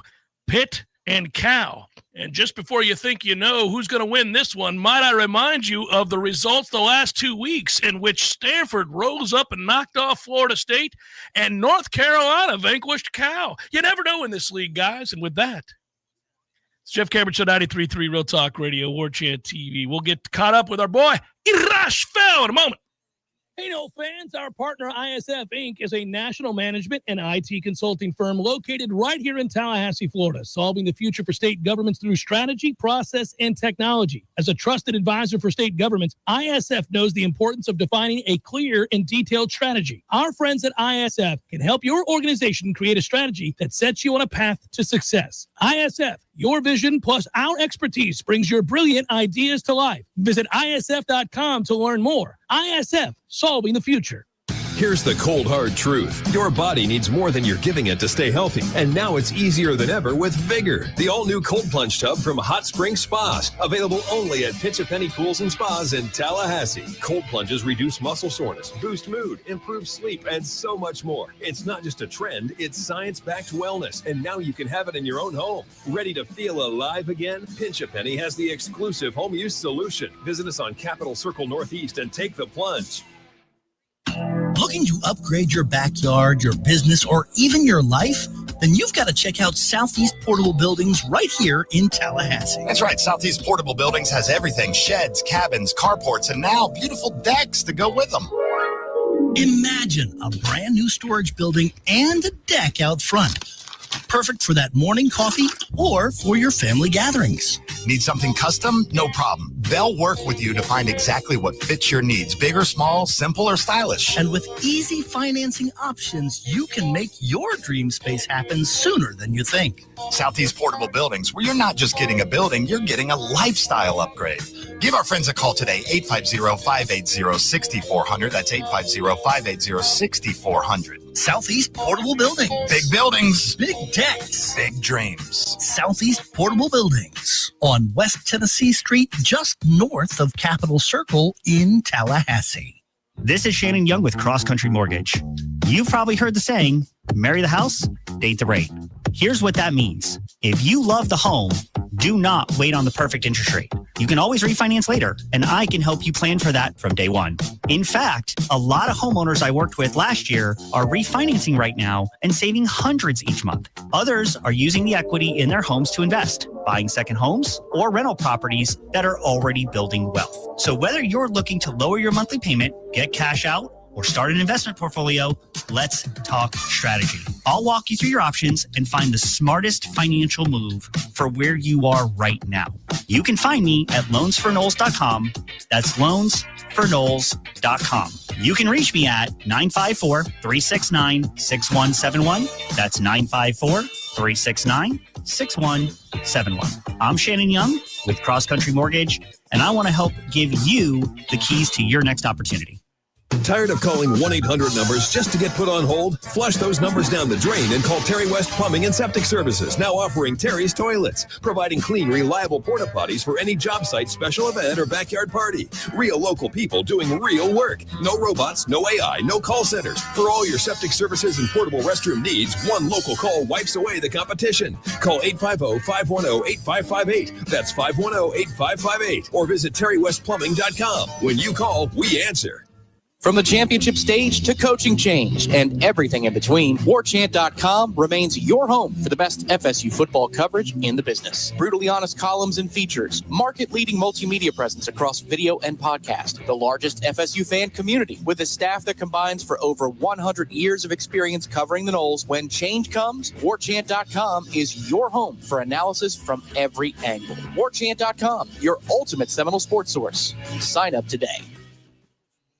The Jeff Cameron Show is a production of the Warchant.com Multimedia Network. Check out Warchant.com today for the latest news inside Florida State athletics. That's Warchant.com. Now, back to Jeff on Real Talk 93.3. Jeff Cameron Show 93.3 Real Talk Radio, Warchant TV. Hope you're well on a Monday. And, it's weird with everything sped up. I will say I did pay closer attention today to the injury report. So we will find out. As for Florida State, whether or not Richie is back in time, if not, Rizzy will, I assume, fill the role. Yeah, and Otto got in for a good chunk of the game on Saturday, so you could see a little bit of a rotation there, and that would be with an eye towards the future if they did as much. And Jabril Rawls being out for the year sucks. That was the next thing I was going to bring up was Jabril Rawls out for the season, announced today. It's unfortunate. He's had a good year. He's a good football player. That does suck. Absolutely it does. So, you've been relatively healthy this year. You've been fortunate, I think, for the most part. Go back to the start of the season where we talked about the starting 22, the 11 on offense, the 11 on defense that we were looking at as, likely starters. One of the concerns we had, and it was kind of alleviated because you had Bama first. You weren't getting them in week 4, 5, or 6. You were getting them in week 1, so you could go all out early. You did worry about if you had some injuries, what would that look like? Because this depth, the quality of this depth wasn't great. And so you've been fortunate for the most part. You've stayed relatively healthy, probably more than you can usually ask for when it comes to football. It's such a brutal game. So getting that news today does suck.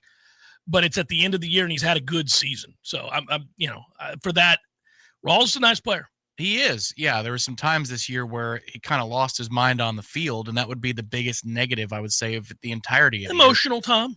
Yeah, but he also is extremely physical and consistent in that physicality. So when Florida State was looking for somebody, for example, the Pitt game, that's an awful game by a lot of people on defense, not the least of which is the coordinator, Tony. I was going to say it was a tough night. But Jabril was a force physically, and that's what they're missing. But you get to develop some backups, and Arnaud is getting more and more time there. But if Rawls comes back next year and he wants to stick around with the program, then I would imagine he will be the rev share wise. They would want him as a priority. You think? Man, that's a good player. That's a really real good player. Yeah. It's got a little what for to him. Let's go to my man, Irashfel, Warchant.com. Joins us every Monday. Joins us right now. Hello, Ira. How are you, brother? I'm great, Jeff. How are you? I'm well, sir. I am well. I saw in your 3-2-1 takeaways. For those that missed it, go to warchant.com. It's posted now. It's always an interesting read and a good read. Ira, you were more impressed with the win against Virginia Tech than maybe I was. I was happy about the win. I thought it made for a nice night, but I'll let you explain. Why'd you like this win more than some of the others? Well, I just thought it took, of all the others, the many others, the 4 others, I took a lot more away from it than I did the Wake Forest game. I mean, I think the Wake Forest game, a lot of people, you see the score and you feel like, okay, you dominated a team that now has 7 wins. I just thought the way that game played out, you really didn't find out a whole lot about yourselves in terms of, just battling through adversity and things like that. The things that I think have plagued this team this year in terms of, confidence, and when you get punched in the mouth, how do you respond? I mean, we know from the Alabama game that when this team gets a lead, they can be tough to deal with, but how would they play, when they get into some adversity. I think that's showed up in some of these other games. And now, while they never got down big against Virginia Tech, they did get down. They were down 7-3 in the second quarter. And then even when they got up, 24-7, Virginia Tech scored to make it a 10-point game. And if you don't do anything there, it could get a little bit dicey, and they went right down the field and scored. So from that standpoint, to me, it was not necessarily about maybe the execution or anything else. It's just the fact that, they played a clean game. They only had one penalty. They didn't have any turnovers. And they just, to me, they took care of business in a way, in a more competitive game, even though I know Wake Forest is probably a better team than Virginia Tech. Before we get to the matchup against NC State and the look ahead, I know obviously you and Tom tonight be on the Smash talking about this game, looking ahead, Mike Norvell, that whole situation. I want to come back to today's availability. You were there. How did you take in what Mike Norvell had to say? He seemed in much better spirits. A win will do that to you. He also looked a little healthier. Yeah, I mean, listen, man, I don't know. I don't know if he knows exactly what's going to happen. We talked so much last week about his, kind of the tone of his comments last Monday, where he was very, adamant that they're on the right track and that things are going to go, that he thinks they're going to hoist a championship next season or in the near future. I don't know that he knows for sure what's going to happen, but yeah, I mean, they've won 2 of their last 3 games. You would think he's in a little bit of a better place. And, they do. I think it's every day that you haven't been fired means there's a chance you're not going to be fired. And so yeah, man, ostensibly he might be in a better place now. Plus, again, man, we can quibble about, standards and what our expectations are and all that. I do give them credit, this whole program credit, for not cratering, because I think you do see that. We certainly saw it last season. You've seen it at times. I think that every time you have a game where the guys are playing hard and playing moderately well, given all the circumstances, I think that's a positive sign for him and for what he's trying to do. I said on Saturday to somebody who had asked me, and then I think I saw you mention this too, or maybe I read it. I must have. Saturday seemed like there was an awful lot of chatter going into the day. Just the people that we run into, some are sources, some aren't. Some people are connected. Some are close to people that are connected, however far out on the ladder you want to go. But it seemed like there was a lot of talk going into Saturday night. And when nothing happened, when Florida State won big and you got up Sunday morning and there was nothing out there, I'm just kind of curious, did you experience that same sort of thing? And what did you make of that? Yeah, honestly, a little bit on both sides. I mean, there definitely were some people putting out, rumors or speculation that maybe there was going to be a change Sunday morning, no matter what. Right. But I was hearing from other people that that's probably not the case. So, I don't know where that started. I don't know if some people are taking a morsel of information and running with it. And that's kind of what we all do in this business is, you talk to different people and you get pieces of information, and sometimes somebody tells you something and maybe you read too much into it. So I don't know that anybody started that nefariously. They may just have maybe gone a step further than what they were told. So, I don't know what the root of that was, but like I said, there's other people I've talked to that have made me feel like that a decision hasn't been made, certainly has not been made to make a change. And so that's why, again, what I wrote, which was, I really do think what happens in these last 2 games may determine what they do. Given that NC State got housed on Saturday and looked listless and non-competitive, does it change your outlook for Friday night? Not really. I mean, I just think that game, to me, and again, like we talk about these games from week to week, and it's across the country. It's not unique to Florida State or the teams they're playing. You will see teams look really decent one week or good one week, and then just terrible the next week. It's funny, man. And I'm sorry to go off the topic, but I was just thinking about this. With the playoff hunt now having to consider, what's the pool of teams competing for playoff spots in this season? Maybe 20. Maybe it's even more than that. And so when you see these teams that look like they're bound for the playoff after 4 or 5 or 6 weeks, lose games and look bad doing it, maybe lose 2 or 3 in a row, and you're like, wow, what happened to that team? They were right there. Well, that team that always happened. The teams that make it to the final 5 or 6 teams are the rare teams. They're the ones that are able to and are built to make it through an entire season. Most teams generally fall off. The difference now is now we care about teams 6 through 20 or 22 in a way that we normally haven't. And so I just think that there's some of that inherently in the sport, and I think it's magnified now.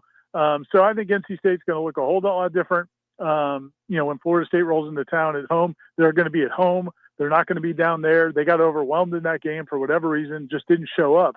But again, I just don't think that means anything about how they're going to play on Friday.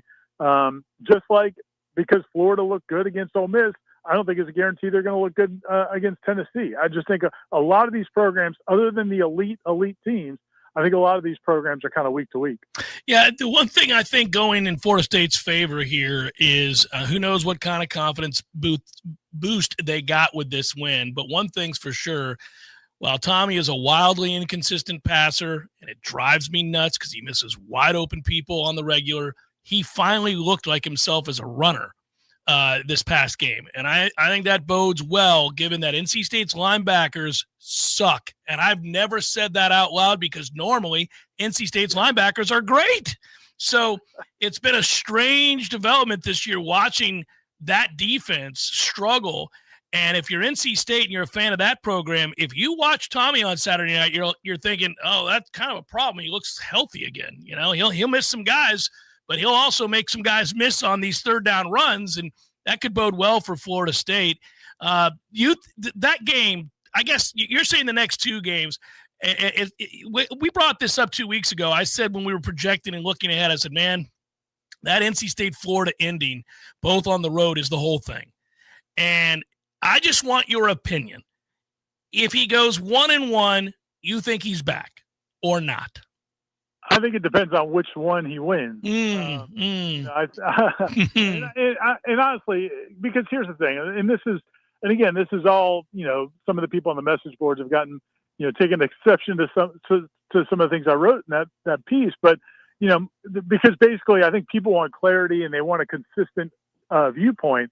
And I just think the story evolves over time. And as long as they didn't make a decision after the Stanford game, which clearly they did not, then I think the whole situation kind of evolves over time. And the way it's evolved right now, as I look at it here, I say to myself, well, if you win that NC State game and you've won 3 of your last 4 games, you would have a road win against NC State, a place where Florida State struggles every year. And you would have won, you would have won 3 of your last 4 games. I would say that may be when they announce it and just say, you know what, let's hope for the best in Gainesville, but let's go ahead and announce that he's coming back now to not have to make the decision after 1-1. Now, if you lose to NC State, I can make the argument you should go the other way. But I, clearly if they win these last 2 games, I just cannot imagine a scenario, even if they told themselves, as they said in that release, that they're going to assess everything at the end of the season. I just cannot imagine any scenario where you win these 2 games and you still go ahead and make a change. So that may disappoint some people, but I just can't see that happening. Yeah, that'll be a topic and a discussion the entire offseason, what that feels like to Florida State fans, what that means for Florida State football. Everybody will have different opinions about that. I know I will. I think you're hitching a wagon to mediocrity at best if you do that. But, hey, that's some other people might have a different vantage point there. However. Well, hey, can I just throw in one thing real quick? Yep. And again, I mean, because we all do this, and we make decisions, we talk about this decision like it's a binary decision. Sure. The money's a huge thing out there. And so that's $60-70 million. It's not a matter of whether or not you can come up with it. It's whether or not you want to spend it. There's things we could do around our house that Kim and I discuss all the time that we love to do in that. Why wouldn't we want a new kitchen? Why wouldn't we want a new master bathroom? But it's also that money is gone once you spend it. And so I do think that every time we discuss this, I think we're doing a disservice if we don't bring that up. But there are some things you have to fix. Sure. I feel like this when the roof goes. Yeah, it's not a question. This toilet's not working, Ira. We're gonna need a new toilet, brother. We cannot. I mean, this kitchen's ugly, but I can live with the kitchen. The stove's working, but this toilet's got to work now, and it's just a matter of how you would categorize this at this point. I think it's interesting if they beat NC State. I still think if you go on the road and let's say Florida loses again this week to Tennessee and they're sitting there as a 3-win team and they house your ass, I think that will have a huge impact. Do you not? Well, I think it depends on what you want to do. Listen, I mean, because at the end of the day, that's what it's going to come down to. And I think that's where we are right now. And to me, as I read the tea leaves, I just think they don't want to write the check. They don't want to spend this money. They don't want to make the change. And so that's what I think. If they wanted to, they've had opportunities to do that. Oh, right after the Stanford game, yes. They could have done it after Stanford. They could have done it after Clemson. And I think what we're doing now over the last few weeks is, okay, when do you not give us a choice anymore? And so if you beat NC State, I feel like then they could say, you know, we don't want to write that check anyway, so let's go ahead and do it. Let's go ahead and make the announcement now, or you know, if you want to wait till after Gainesville. But if you don't want to make the change, which I'm just assuming at this point they don't want to because they don't want to spend that money, then and they don't believe that the roof is caved in, then I think you do what you can to get to that answer. But yeah, man, if they genuinely don't know what they're going to do, then yeah, losing at home losing the last game of season to Florida could tilt it the other way. Appreciate it, brother. We'll be watching tonight on the Smash with you and Tommy, and we'll talk tomorrow. Be well. Thanks, Jeff. See you, man. Thank you. Irish FL, Warchant.com. Yeah, see, Tom and I view this as the toilet's not working. You cannot wander about the house without a working toilet. Yeah, or it could be a kitchen, but you're a chef for a living and you work out of your kitchen at home. Like, so that kitchen can make you money if you redo the kitchen. That's what football is. But he's right about that. They've had every opportunity to say no mas, and they're saying mas. Mas, Mike. More.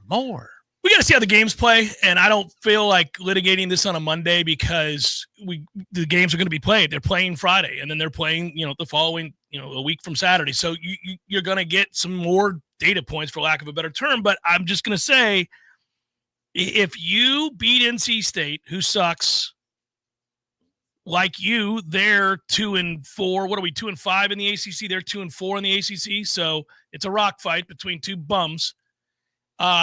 You get a win over them on the road, and whatever, puff out your chest if you want. But you go and lose to Florida, who's won 3 games, and you're like, no, we're good. Man, it's hard to take you seriously. Out of curiosity, didn't you feel like Saturday's game was a rock fight? For a lot of it, yeah. That first half especially. You got 2 quarterbacks who can't throw. Yeah, like of accurately. Course, you want the result. You want the win. It's better than the alternative. But that first half was... Yeah. It was one of these. You're like squirming in your seat as you're watching. Like, well, it's bad football. Neither team is good. Let's just put it that way. When you're watching the game, it's evident that neither team is good. Just like this is my fear. By the way, my fear is that is the feeling that you'll have going into next season if you carry this over. This fear of, I don't know, man. We're gonna go 6-6 again. That's what we do around here these days. I mean, that's going to be the sense, the feel. Well, yes, it will be that it's the perfect time to use the fan side of the thing. Sometimes we use the analyst side, but what did you feel watching that game? And I was talking to a couple of people today. Empty. I felt empty. Right. People who said that, hey, I'm glad we scored a touchdown on that drive, but I wasn't like high-fiving people in the room. I was like, okay, nice drive.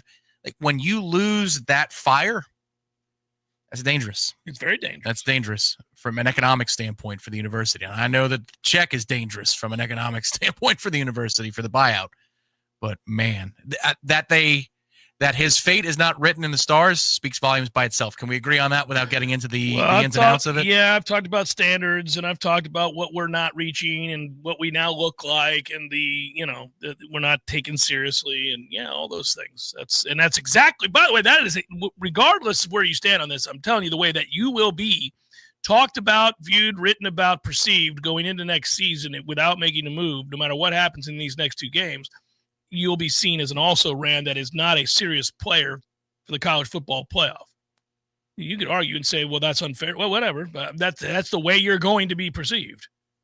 Well, this is the thing, too. All the decisions that you've made, be it to sue the ACC, aggressive decision, and a good one. Good one. And it paid off for you, literally. Yes, it did. The stadium, the football-only facility. Yes, all of it. The coaching salaries. That sends one message about constant who you are, commitment. what you expect to be, what the standard is. This and keeping him sends another one. The opposite message. It's the same people making the call. Well, it sends the message that you're broke. It's Jeff Cameron Show, 93.3 Real Talk Radio, Warchant TV. Your local news now. A manhunt for escaped patients from Florida.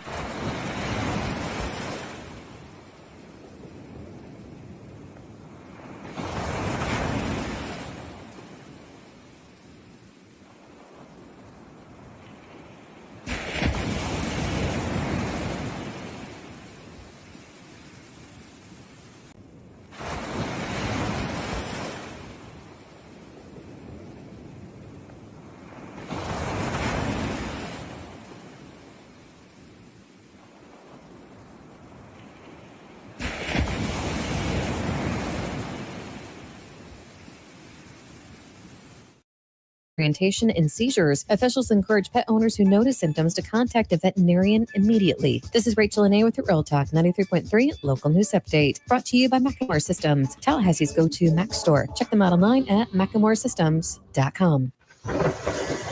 This is meteorologist Paul Trombley with your Real Talk 93.3 weather update. Daytime highs approaching 79 this afternoon under mainly clear skies. Winds out of the north around 5 miles per hour. Lows dip down to about 50 tonight, mainly clear skies.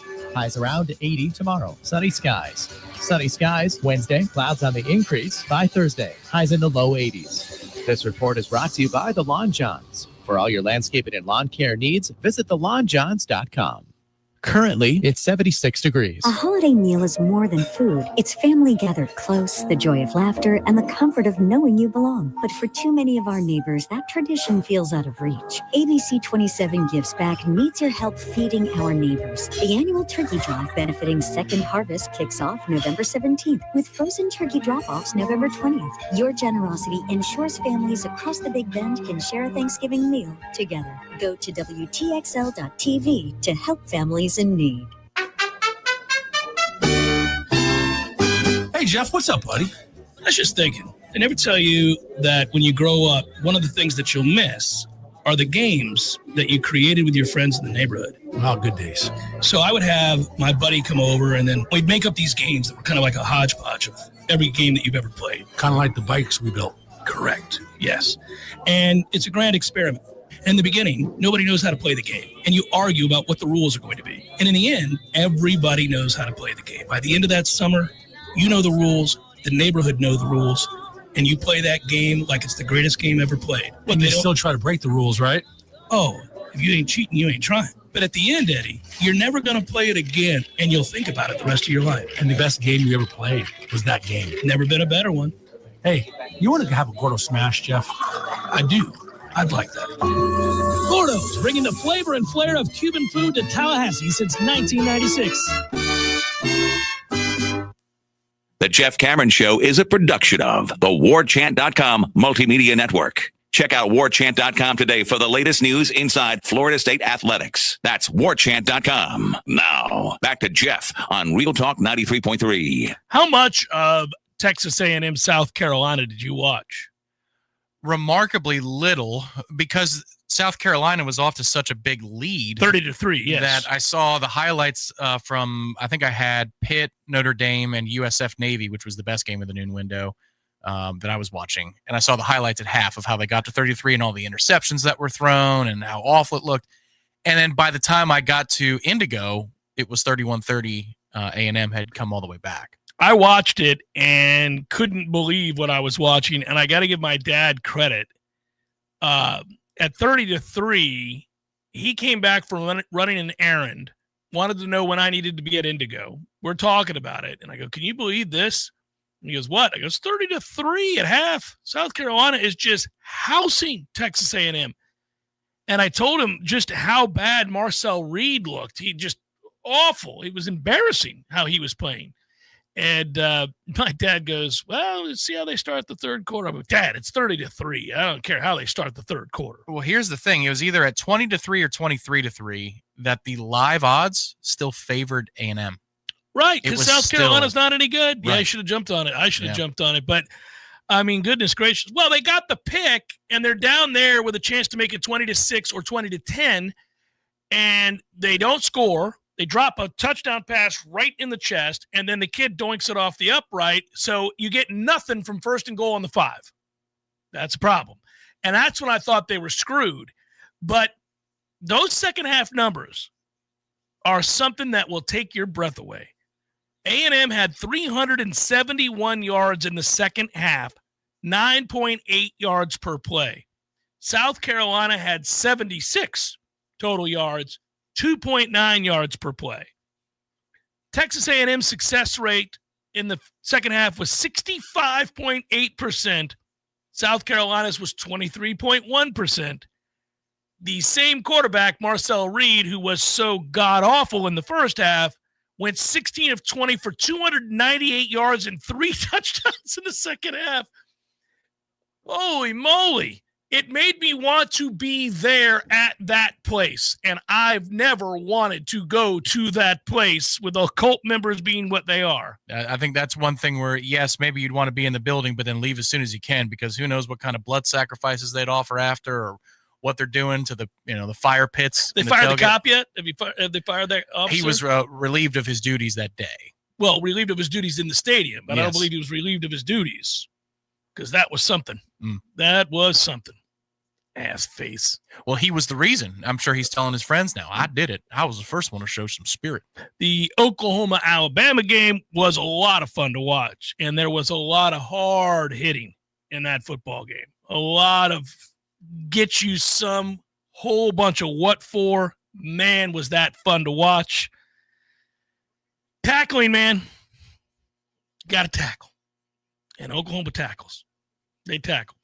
They're still a bit all over the map from an offensive standpoint, but they tackle.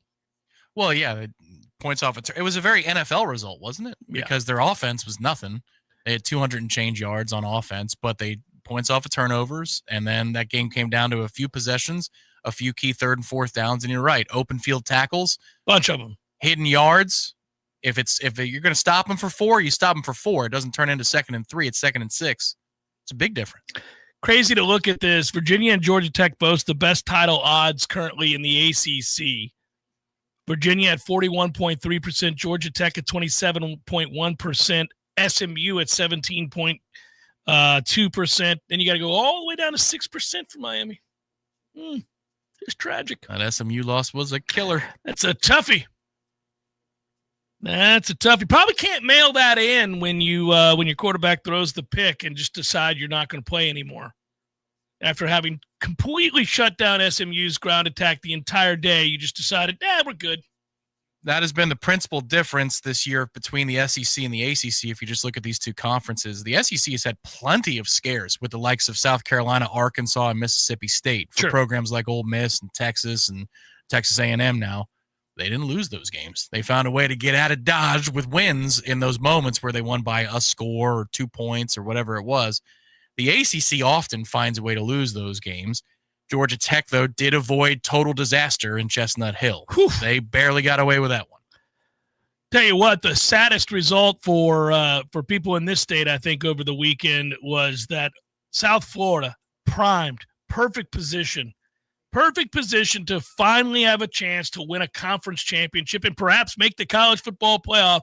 You go to Navy, and your defense can't get a stop. Can't get a stop to save your life. Your offense is on the road scoring 38 points, 17 in the fourth. They're giving you every chance. Get an effing stop. Probably took the luster off Alex Golish a little bit there. There's not too many singular results where I say, well, you know what? It's not going to undo all the positives and all the good that's been going on. That's the argument I make on Brahm's behalf at Louisville. He's an alumnus. He's done good things already, having gotten them to the ACC championship game before very quickly. They had some nice wins this year. So you see this moment and you're like, that's not a good snapshot, but I think long term they project nicely, and so he doesn't, in my mind, get beat up as much for all the personal foul penalties and missed kicks and all that happened the other night against Clemson. Whereas with Alex, man, come on, man, you got to be able to beat Navy. You blew a big lead against Memphis in the fourth, and now you lose this game to Navy. This ain't good. That's what happens. You piece the Memphis result with the Navy result when you lose this past weekend, because you just got to have one of those two. Give me one of those two games and everything is before you. And they were the darlings to start the year. They did beat Florida in the Swamp. For good reason, they were the darlings. They also housed Boise State. Yeah, they did. To start the year. I mean, if Florida State had a schedule that began with a ranked Boise State in a road game against Florida, followed by a road game against Miami, and, they went 2-1, people would be like, that's very impressive. So it was very impressive. And then, obviously, you pissed it away, Alex. Which is why we should stand pat, sir. You know what? The bird in the hand, man. No, because I just gave you all the reasons with what's going on at Oklahoma and the way that front offices can be built and the fact that you don't need a $9 million a year coach. So people will point to how competitive the market is right now if you decide to tip your toes into the waters. Well, so what, man? I'm after an OC or a DC. I'm after a guy who's got a good background in operations. I'll get him for $50. $50. I'm gonna give you $50 cash. And there are some guys I could make viable candidacies out of a few guys that are not household names right now that I've been looking at. For the head man's job? Yeah. Oh, yeah. See, that's where I just know what I have here is not going to work. Right. This isn't sufficient. You want to move on. Who's the answer? I'm like, I don't know. We don't have an answer. And we're in an era where the answers are few and far between. Correct. But I know what the answer is here, which is we're ahead of 2 ACC football teams in the standings in the last 2 seasons combined. Yeah. 2. That's not good, is it? This isn't a 16 league, man, with a whole bunch of top 25 squads. That'll piss you off a little bit. A little bit. Best I can do is 4-12 in 2 years in ACC play. No, I know. Yeesh. Yeah. Because you can't ignore the other. You can't. It does count. It did happen. It was hard to do. Oh, damn near impossible. Nobody else in the conference could do it. I feel like if you're going to go 2-10, you should probably go 6-6 the 2 years prior, not undefeated before the bowl game. Final hour, bonus hour. Coming up next, stay with us. Jeff Cameron Show, 93.3 Real Talk Radio and Warchant TV.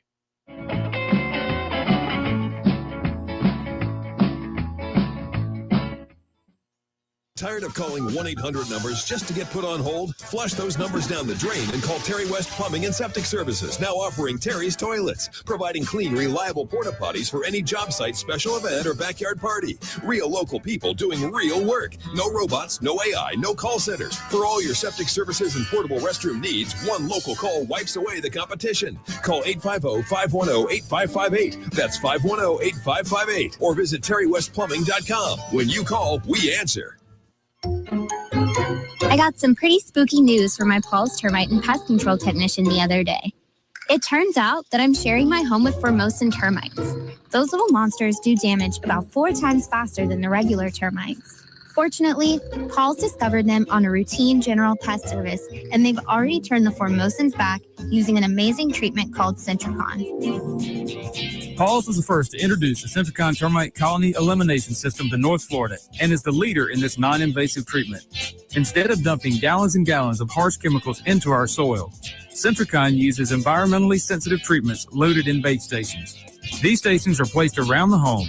Termites are present, they feed, and take it back to the colony, which is then destroyed. To learn more about Centricon and a free consultation, go to callpauls.com for the elimination of termite or any other pest. And a greener lawn, too. Call Paul's. We'll get them all. Barry knows cool. He's keeping you comfortable. Barry knows cool. Put them to the test. Barry knows heating and air conditioning. Keeping you comfortable is what Barry does best. No matter how busy life gets, your home is the place where your family and friends show you they care and celebrate with you. That's why the professionals at Barano Heating and Air Conditioning always make sure your home is comfortable. Just like those who matter to you most, Barano will always be there for you. This is Tyler from Barano Heating and Air. Now you can schedule an appointment, purchase or renew your service agreement, or pay your bill from your mobile device. Any day, anytime, anywhere. When you turn to the experts at Carrier and Barano Heating and Air. Online at baranoac.com. Florida license number CAC 1816186. Barry knows heating and air conditioning. Love to compete on the dartboard? Then it's time to head to the CP. The Corner Pocket Bar and Grill is Tallahassee's premier dart bar, featuring steel-tip boards and soft-tip internet play. The Corner Pocket hosts leagues and tournaments regularly. Just check out their social media to find a time that works for you. And in between games, grab a pint and a bite in the cool AC, or enjoy yourself outside on the deck. Whether you want to catch a game or start one of your own, the place to be is the Corner Pocket Bar and Grill, 2475 Appalachian Parkway. Tallahassee loves the Corner Pocket. WVFD Gretna, Tallahassee. This is Real Talk 93.3. More of the Jeff Cameron Show is coming up next. Your sports action update on Real Talk 93.3 with all the latest odds from Vegas. College basketball tonight, Florida A&M, a 38.5-point road underdog at the Stegman Coliseum at Athens against the Georgia Bulldogs. UCF weighing 12.5 against Oakland at Addition Financial Arena in Orlando, 160.5 the total.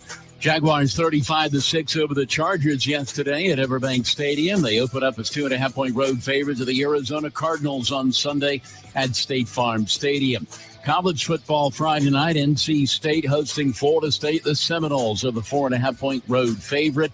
The Florida Gators +3 at home at Tennessee in the Swamp on Saturday, 57.5 the total. Score $500 in rewards at the GBank First Bet VSiN Trifecta. Details at vsin.com/GBank.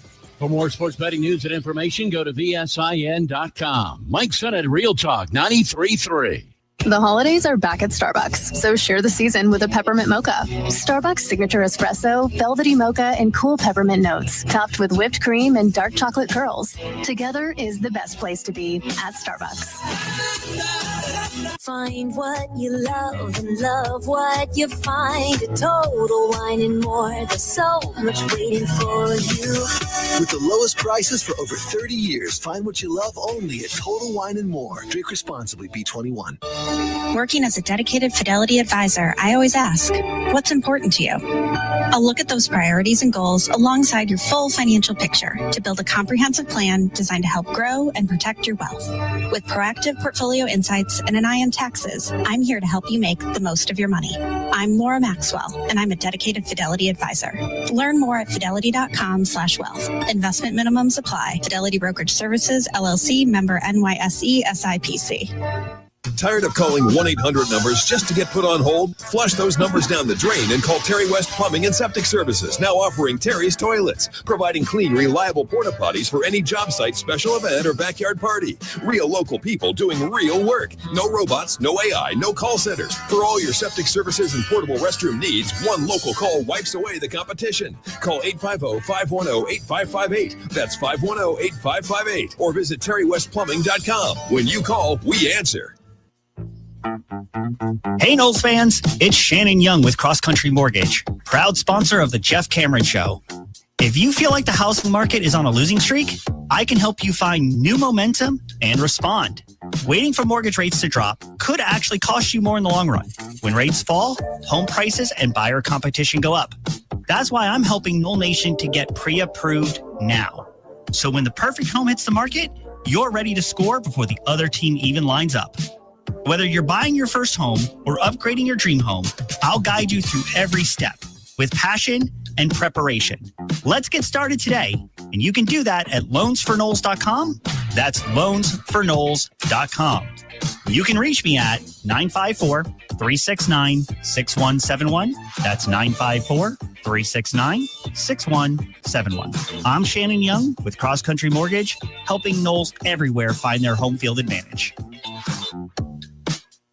God gave us two ends, one to think with and one to sit on. Success in life depends on which one you use. Heads, you win. Tails, you lose. Hi, I'm Rick Hughes, host of The Flatline. Heard every Sunday morning here at 7:30 a.m. on Real Talk 93.3 Tallahassee Real Talk Station.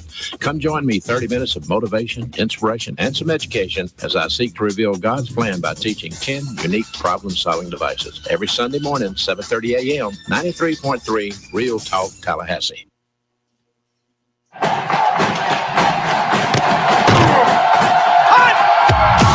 Broadcast Broadcasting live from Florida's capital city, this is the Jeff Cameron Show, brought to you by Orange Theory Fitness on Real Talk 93.3. Now, stop what you're doing and listen closely. It's time for the Jeff Cameron Show in 5, 4, 3, 2, 1.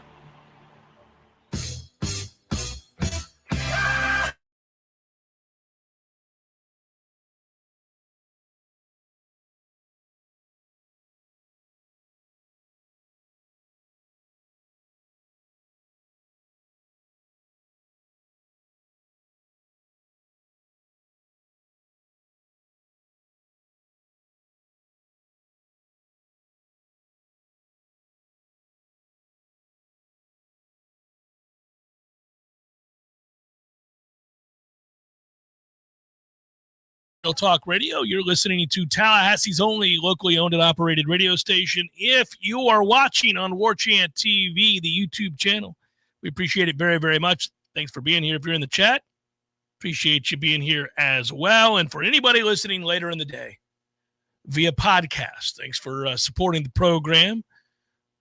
And did you stay up last night for that game? I did. You did? Good for you. Yeah, I did. No, I did not. I stayed up. The matchup was tantalizing. I was excited about the matchup. Philadelphia-Detroit on paper is an awesome game. Well, it's not an awesome game. Well, it was a competitive and good game, but it wasn't a great game. And I do think Philadelphia's offense has issues. And I think if I were Mr. Brown, I could understand the frustration. If they don't get Saquon to run and run well, then the problem you have with Jalen becomes more obvious because he is not a great passer. He is this up and down, up and down. Meanwhile, if you're a Detroit fan, you're just pissed because your head coach decided to go for every single fourth down and not kick a couple field goals, which could have made the difference. But what are you going to do? Sounds like it's pretty much who those teams have been the last 3 or 4 seasons, though, because it is limited. There are times every season for Philly where you doubt Jalen Hurts and doubt the offense. And I just mean the NFL-loving world. And then for Dan Campbell, it's, he's so much fun when all of it works. And then when it fails over and over, you go, well, this is the drawback of Dan Campbell. It's kind of a vintage, Philly-Detroit matchup that could have taken place in 2022. Dallas at Las Vegas tonight would be a fun game to be at. These two fan bases together. Vegas is fun anyhow. Monday Night Football in Vegas would be a lot of fun. But as a matchup, not very compelling, although Dallas has been terrible on the road, so maybe we get a game. Maybe it's interesting. I've told you, I've toured that stadium in and out that stadium. It's cool. It's all black on the outside. It's neat. It's neat looking. It's weird to kind of walk around that area of Vegas. I don't know. I want to see what they do around that stadium. They got some things they got to do. But is it not near the Strip? I haven't been to Vegas in it is and it isn't. It's not a far walk from some of the bigger sports books, but it's not like in the heart of everything, and so it's an interesting place. I mean, it's huge, so they had to build it out away, and there's plenty of land out there, so you can. But it's pretty cool. I've been itching to get back to Vegas. Maybe when the Noles get tabbed to go to the NCAA tournament and punch their ticket, you and I can make plans for the first round of the NCAA tournament, March Madness, to watch our Noles from a sports book out there in Vegas, buddy. Hey, I am not against that at all. Because who wouldn't want to be? But I mean, who wouldn't want to be in Vegas for the first round of the NCAA tournament? If we're a part of it, sure. Yeah. Now, if we're not, then that event can happen. It can begin and end, and no care. I think being in Vegas would make you care. You would love it. If we were in Vegas, sure. Yeah, you'd love it because that place goes crazy. Yeah, well, the sports book in general, I could be there for, I don't know, the championships of lacrosse and curling. And I'm sure there's somebody sitting there they got the mortgage going on it, and you're just watching this guy live or die. I mean, that is pretty entertaining. So how frustrated – listen, let's go through the state real quick, and I'll circle back for FSU in a moment. But a lot of times we lead the 3 o'clock hour off with some sports stuff that doesn't involve the Noles. I thought that was a wonderful bounce back for Jacksonville, who just housed the Chargers this weekend after that disastrous fourth quarter. To see them get that done is huge. Like, that gives you hope. Trevor made some throws. It was a miracle. They were fired up defensively. That's a good win for the Jaguars. Hope is still alive. The Dolphins, hideous, but they got the win. I mentioned not kicking the go-ahead field goal. Kind of, what are we doing here? Fourth down with $1:44 to play in a tie game, and you don't kick that field goal. I understand certain circumstances you wouldn't kick that field goal, especially if the other team had a quarterback with a pulse, but they didn't. They had Marcus Mariota. And so you kind of cowardly did what you did, I guess. I don't know. And with the 9th pick in the 2026 NFL draft, there you go, Miami. Keep doing it. So the Bucs defense was awful. They give up 6 touchdowns to Josh. He's really good and does Herculean things all the time. But when they stopped blitzing him, I thought, what are you doing? You can't give that guy a good look. You're dropping back into coverage incessantly, rushing 3. They don't get home anyhow. It's annoying to watch us try to get to the passer. Very annoying. They don't have anybody that can get to the passer. It's going to be their undoing. I didn't care as much about the loss because we thought it was going to happen, just like they're going to lose next week to the Rams, who are better than they are, and they will be 6-5, and the narrative will be that they're screwed when they're not screwed because they're going to win the division, because the last part of their schedule is wonderfully easy. And so they will have gone through the gauntlet, and they got fat early by winning close games when they had to in Baker's heroics, and it set them up to go through this gauntlet where they're going to lose and fall to 6-5 eventually, but they'll be fine. Yeah, this was the tide rolling in, the tide pulling out. We knew what this was. If you win one of these 3 games, and now you only have one chance left, it was just the bonus. And that the division is over. The division race is over if they win on Sunday and they beat the Rams. That would be the opportunity of going out there for an 8:20 kickoff on Sunday Night Football. But they probably won't. And so that's okay, because the South has been what the South usually is. And when you scored those wins earlier in the season, you did so against NFC foes, which is much more important for tiebreaker scenarios beyond just division record. You have to look at conference record. So that they've had these 2 setbacks. Not great. You wish we won one of those 2 games. They were to AFC teams, not the end of the world. So, yeah, the Bucs are in fine position. Now, if they lose the game coming out of the Rams game, then or they split with Carolina, now you've invited the devil to your door. But I think we're going to be okay. Well, you probably can split with Carolina. You can't with anybody else in the division. You got to go ahead and sweep. Yeah, you got to sweep. Sweep New Orleans and Atlanta. Yeah, but Atlanta's on that short week, man. You got to win that game. By the way, they just lost again. They put a fork in them. They're done. That was their last stand. It felt like. Yeah. That was a tough loss. I should never know the name of the special teams coach for my professional franchise, but Thomas McGahee can get the hell up out of here. I'm done with this dude.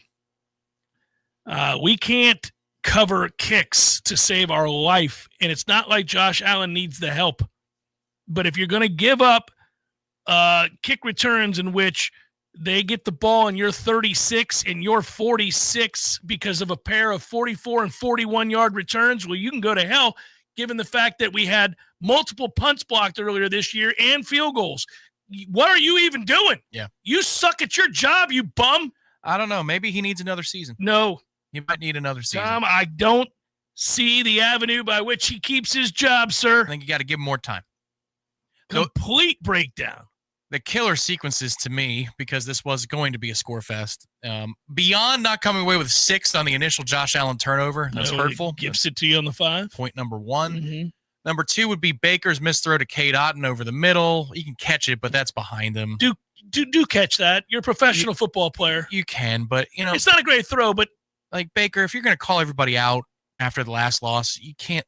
He was average at best yesterday, which is annoying. And then not going for it on 4th and 2. Well, that's the one. That 4th and 2, that's not understanding the situation. Correct. You can't punt that away. You haven't got to stop. Josh Allen has done whatever he's wanted to do. Yep. Well, and he'll go for 2 a lot. Todd will go for 2, and he'll use analytics and modern theory on a lot of different things. That one's an easy one. That's an old school call. That's in 1985 you make that call to go for it in that situation. I was frustrated by a lot of elements that happened in yesterday's game. I will say this. It was good to see Baker running again and making big plays with his legs, and he was okay. He missed, obviously, a couple of throws that he would have liked back. Cade Otton can catch that ball. It wasn't that bad. I mean, catch it. It's here. It's here. Catch the ball. You're a big man. You get huge hands. You weren't even getting hit. Catch the ball. It's third down. Catch it. But that's Cade, because this is what we say about Cade. But, again, Bowles has to know not to punt. 37-32, 7:28 to play, 4th and 2.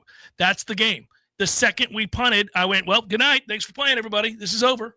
And now you've got 2 problems at the end of the half. They did salvage 3 coming back the other way with like 40 seconds to go, but it's 2 weeks in a row that you give up a touchdown, essentially to end the half, because it literally did 2 weeks ago, and then that swing pass out to the left was a killer because you were up 17-14 in that scenario, and you had just come up short going the other way because you had a chance to go up 24-14 in that moment. Yes, you did. And when you play to 40, going up 2 scores is a massive deal. You allowed 2 people that I don't know that I've really ever seen them have good games before, have great games against you, including that swing pass to a running back nobody knows that's still running. And that's true of a receiver that had a career day as well. And that gets me to our guy, Keon Coleman, who did not play in this football game because he was late to yet another meeting. They benched Keon Coleman for the Buffalo-Tampa Bay game because he was, as I say, late again to another meeting. And what I thought was interesting was a post-game interview with a player for the Bills. Did you see this? No. In which he was asked about Keon Coleman. It was an offensive lineman. And he said, well, listen, I talked to Keon. There can be no more. There can be no more misses. This is it. Quote, unquote, it's time to grow up. But in the midst of explaining that it was time to grow up and that he talked to Keon and that others have talked to Keon and that they have told him the time for this childishness is over. This is the NFL. These are grown men. You don't get to do this. You don't show up again, you're done. You'll probably be out of the league because he's not a transcendent talent. So you can't do it. He had everything right. The Jeff Cameron Show PR firm was right there listening to this offensive lineman's discussion and talking points. And then he said, look, man, it's hard. The NFL is very hard. I was like, okay, yeah, sure. The NFL is very hard. It's hard on your body. It can be hard mentally. It's a very difficult thing. It's hard to get to meetings on time.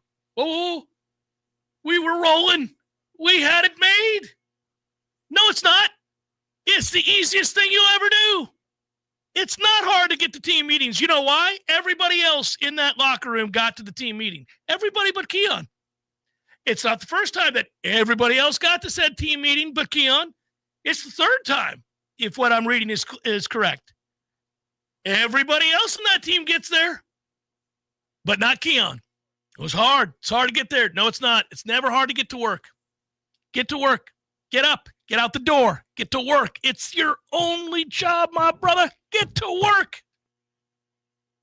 I can't fathom a guy potentially throwing away an NFL career because he can't show up to a team meeting. What is it about the Knowles and Buffalo? Something about Buffalo. That's where Kelvin Benjamin's career said sayonara. That's where Carlos Williams' career said sayonara. Well, in the case of Kelvin and Carlos, a lot of eating. A lot of eating with our newfound wealth, seemingly. But, man. E.J. Manuel's career that was a draft thing. He shouldn't have been drafted there. But like, what in the world, man? Get up and get to the meeting. I don't care if the meeting's at 4 a.m. If I missed one team meeting and the head coach pulled me aside and said, look, dude, we're suspending you for the first half of this game. This is professional football. We don't miss team meetings. We're at the team meetings. We're at the facility on time. We're at our workouts. We're out practice. We're here. Game time's game time. You're where you're supposed to be. You're paid millions to be where you're supposed to be. Let's be here. Got it? Got it. Okay, never again. If the meeting was at 4 p.m., I'm leaving the house at noon. I'm not going to be late for this meeting. There could be 15 car accidents, and I could walk there in time if I leave by noon. I'm not going to be late. I don't get it. Anyhow, to the side. I don't get it. He's a strange character. He has been, because you see the best of him, and we got to see it in practice and camp, which he's an excellent teammate when he was there, pulling guys aside. I don't think he's a bad person. I just don't get that kind of irresponsibility. It's crazy to me. He's strange. He's just a strange cat. Charisma off the charts, but always a weird sense of humor, weird timing, which made it even more funny because it seemed like he had almost a genius sense of comedic timing and awkwardness. he did his commitment to Florida State shirtless on a web stream from a motel room. He told kids not to come here, which might have been truthful advice. Not cool. Not cool, but he might have been telling the truth. But then there he was at practice, and you'd see him. Man, he would show out in those camp practices too. He wasn't just lollygagging and waiting for game day. Strange guy. I've watched it 3 times. I'm sorry. I know he is going to get ripped, but I've watched it. You got to run a route, brother. Jameis's pick at the end, he's driving the ball to the corner of the end zone. What is that route? I know I'm inclined to defend Jameis, but honestly, I've looked at it several ways over. What is that guy doing? That is not a turnover-worthy throw if you're grading it. He had about 4 of them, but that wasn't one of them. No. And he was in a decent rhythm down the stretch there. You made that bench route throw to the tight end, which looked dangerous as hell, but he got it in there on the right side. They're in a position to win the game. Yeah. With the far lesser team. Yeah, Yeah, they're going for 2. yeah, they're in a position to win the game with the far lesser team. So he did his job. They're right there. He had a couple of great throws, as he always does. There's a throw on the left sideline across the field with those winds that is a dot. You're like, there that is. No, dude just stopped. And Drew Brees would be inclined to defend him, but Drew Brees immediately said, whoa, look, this guy just stops running at the break. You expect him to be near the sideline. That's where the ball was delivered. Jameis didn't show him up. Jameis just looked confused and disappointed. We had the look of, I know I'm about to hear it here, but I didn't do anything wrong. This guy just didn't run his route. Really? It's that look of really. You know he's got to be like, you can't do that to me, man, because I have I have a preternatural gift to throw interceptions. I once had to ask the Lord to deliver me from pick sixes. Right. So you know my history. When Wentz went down, Minnesota should have traded for him. That was their mistake. They're right now. They're like, oh, no. Yep. Mm-hmm. Yeah, I think old 9 is feeding that inner wolf broken shards of glass. Is what he's feeding the wolf. Can you imagine, though? That's got to suck because it's his first full year, and those fans are like, oh. And Justin Jefferson, who's been a pretty good citizen, is ready to kill him. Yeah. And it takes a lot. He's not one of your top-end prima donna receivers. He's not in terms of attitude and behavior, but he is turning into that rapidly, and J.J. McCarthy is bringing him there with expedient accuracy and efficiency. I can't imagine how frustrating it is as a front office. Back to the Giants thing for a second. Abdul Carter was benched for the Giants opening series of this game against Green Bay because he slept through a meeting. God, oh my brother, it's not hard. You got put toothpicks, whatever you got to do. You can't. It can't have. I don't understand. Like you're the agent or you're a friend or the PR guy. You're like, this can't happen, brother. You got to stay awake in the team meeting. I think Charlie Sheen had a remedy for that with Icy Hot. I think there was a story about that. Whatever you got to do, Lord knows you can afford it. It's the Jeff Cameron Show, 93.3 Real Talk Radio, Warchant TV.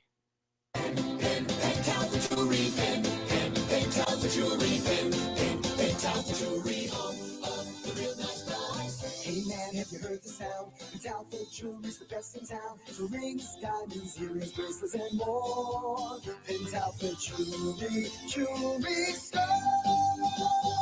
When was the last time you randomly did something nice for someone that means a lot to you? Now, I say this every day at the end of my show for everybody to be a better person today than you were yesterday. Well, one way to do that is to drop into Pentalpha and get a gift for someone who deserves it. It'll brighten their day, their week, maybe even their year. You don't have to wait for a holiday or special occasion, so don't wait to go check out a true local gem serving Tallahassee since 1988. Now, sing along with me, and I'll see you at Pentalpha.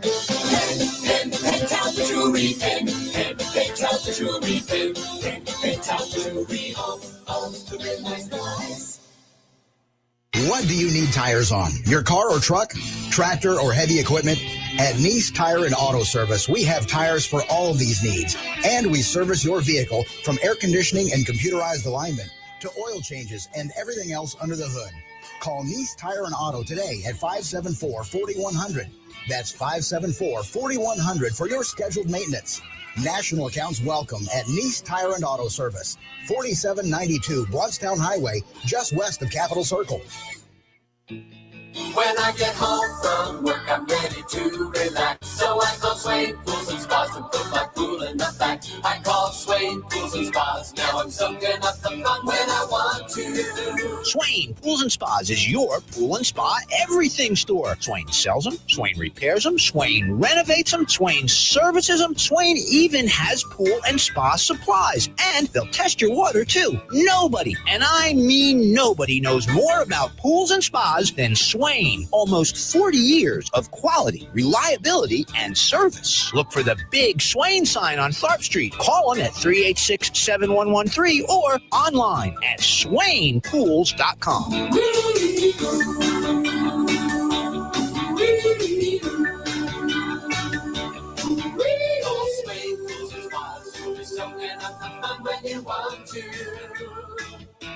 Swain Pools and Spas. The weather is unpredictable and can cause issues around your home. Weston Trawick provides commercial, residential, and industrial electrical wiring services, yearly inspections on fire alarms, portable generator sales, and so much more. With 24/7 emergency service and repair, Weston Trawick will be your calm in the storm. Give them a call at 514-0003. Weston Trawick. Professional electrical services day or night. Visit online at westontrawick.com. Sunday, November 23rd at Ruby Diamond Concert Hall, the internationally acclaimed Tallahassee Community Chorus presents Mozart's Requiem in D minor. Get your tickets now. tcchorus.org. Tallahassee Community Chorus performance of Mozart's Requiem in D minor and the powerful contemporary work We Fall, We Rise from celebrated composer Timothy Takash. Artistic director Dr. Michael Hannibal. This contains some of the most familiar and impactful music written for the choral orchestral realm. Begin your season journey with an afternoon of profound beauty and emotional depth with Tallahassee Community Chorus. The second half of the program will feature a new work by Minnesota-based composer Timothy Takash. It's a wonderful new piece, highlights rebirth in kind of comparison with the natural world. Sunday, November 23rd, 4 o'clock at Ruby Diamond Concert Hall. Get your tickets now. tcchorus.org. The Jeff Cameron Show is a production of the Warchant.com Multimedia Network. Check out Warchant.com today for the latest news inside Florida State athletics. That's Warchant.com. Now, back to Jeff on Real Talk 93.3. Let's just look at it. Somebody posted credit here on Twitter of Ethan standing, I think, with his dad. How cool is that? Is that right? Yeah. Says, look who's standing. Oh, man. That's phenomenal. That is phenomenal. I don't normally check Twitter during the show at all, but I just did, and I'm glad I did. How about that? That's a rarity. Something great again. That's been the best part of the back end of this season. This has been unbelievable. It's easily the highlight of the season. Yeah, easily has been that, and it stems from and Deuce Robinson said it right in the post game that it's a tragedy no matter what. Correct. But if it's going to start this way and you can't change that, then I'm glad that we're here after it. Speaking of Deuce Robinson, he has been named a semifinalist for the Bolitnikoff Award, which would be pretty cool. Obviously, when we got Deuce to come to Tallahassee, that was a big deal. The conversation and the rumor around that potential started out, Tom, probably you got asked about that more than anybody else, given how many different shows you've done with Dominic Robinson. Mm-hmm. Certainly we've gotten to know Dominic well, and he's a great guy and fun to talk to and has been excellent at his job here when he works with us at Warchant in breaking down film and doing the things that he does. But, we were uncertain that he was going to make it here and what was it going to look like given the offense that Florida State was going to run. But he leads Florida State right now with nearly 50 receptions. He's got 49. He's got 947 yards. He's got 5 touchdowns. He is averaging nearly 100 yards per game. 94.7 receiving yards per game, lead the ACC, and are 5th nationally. Sorry, that was a better stat than I realized. Well, and he'd be well over 1,000 if he didn't get injured and he missed the Pitt game, because if you recall, he would have already had that many yards, but they grabbed him and interfered 2 or 3 times for us to get a couple of calls. that secondary was ready to give up some yardage to do. So he'd be at 1,050, 1,100 yards right now if he was healthy the entirety of the season. And if Tommy could throw the ball accurately, he'd have even more yardage. So that is something else to think about. But it is it's a cool thing to see happen for a kid that is the ultimate teammate and hard worker and is a guy that has not only great physical gifts, but a work ethic to go along with it. And so when you see that, you celebrate it. It would be very cool if there was any way, shape, or form that he would come back for one final season. That is not going to happen. One doesn't think. So I saw the position breakdown for this is a very you thing that I did. Yesterday I saw a person that we used to talk to a lot for draft analysis put out position grades for the 2026 NFL draft. Charlie Campbell. And so I clicked on the link and I fought through the 77 ads to Jeez see. Louise, that website. My God. It's criminal. And I, of course, had to click on two other things because it didn't take me right where I wanted to go. Never.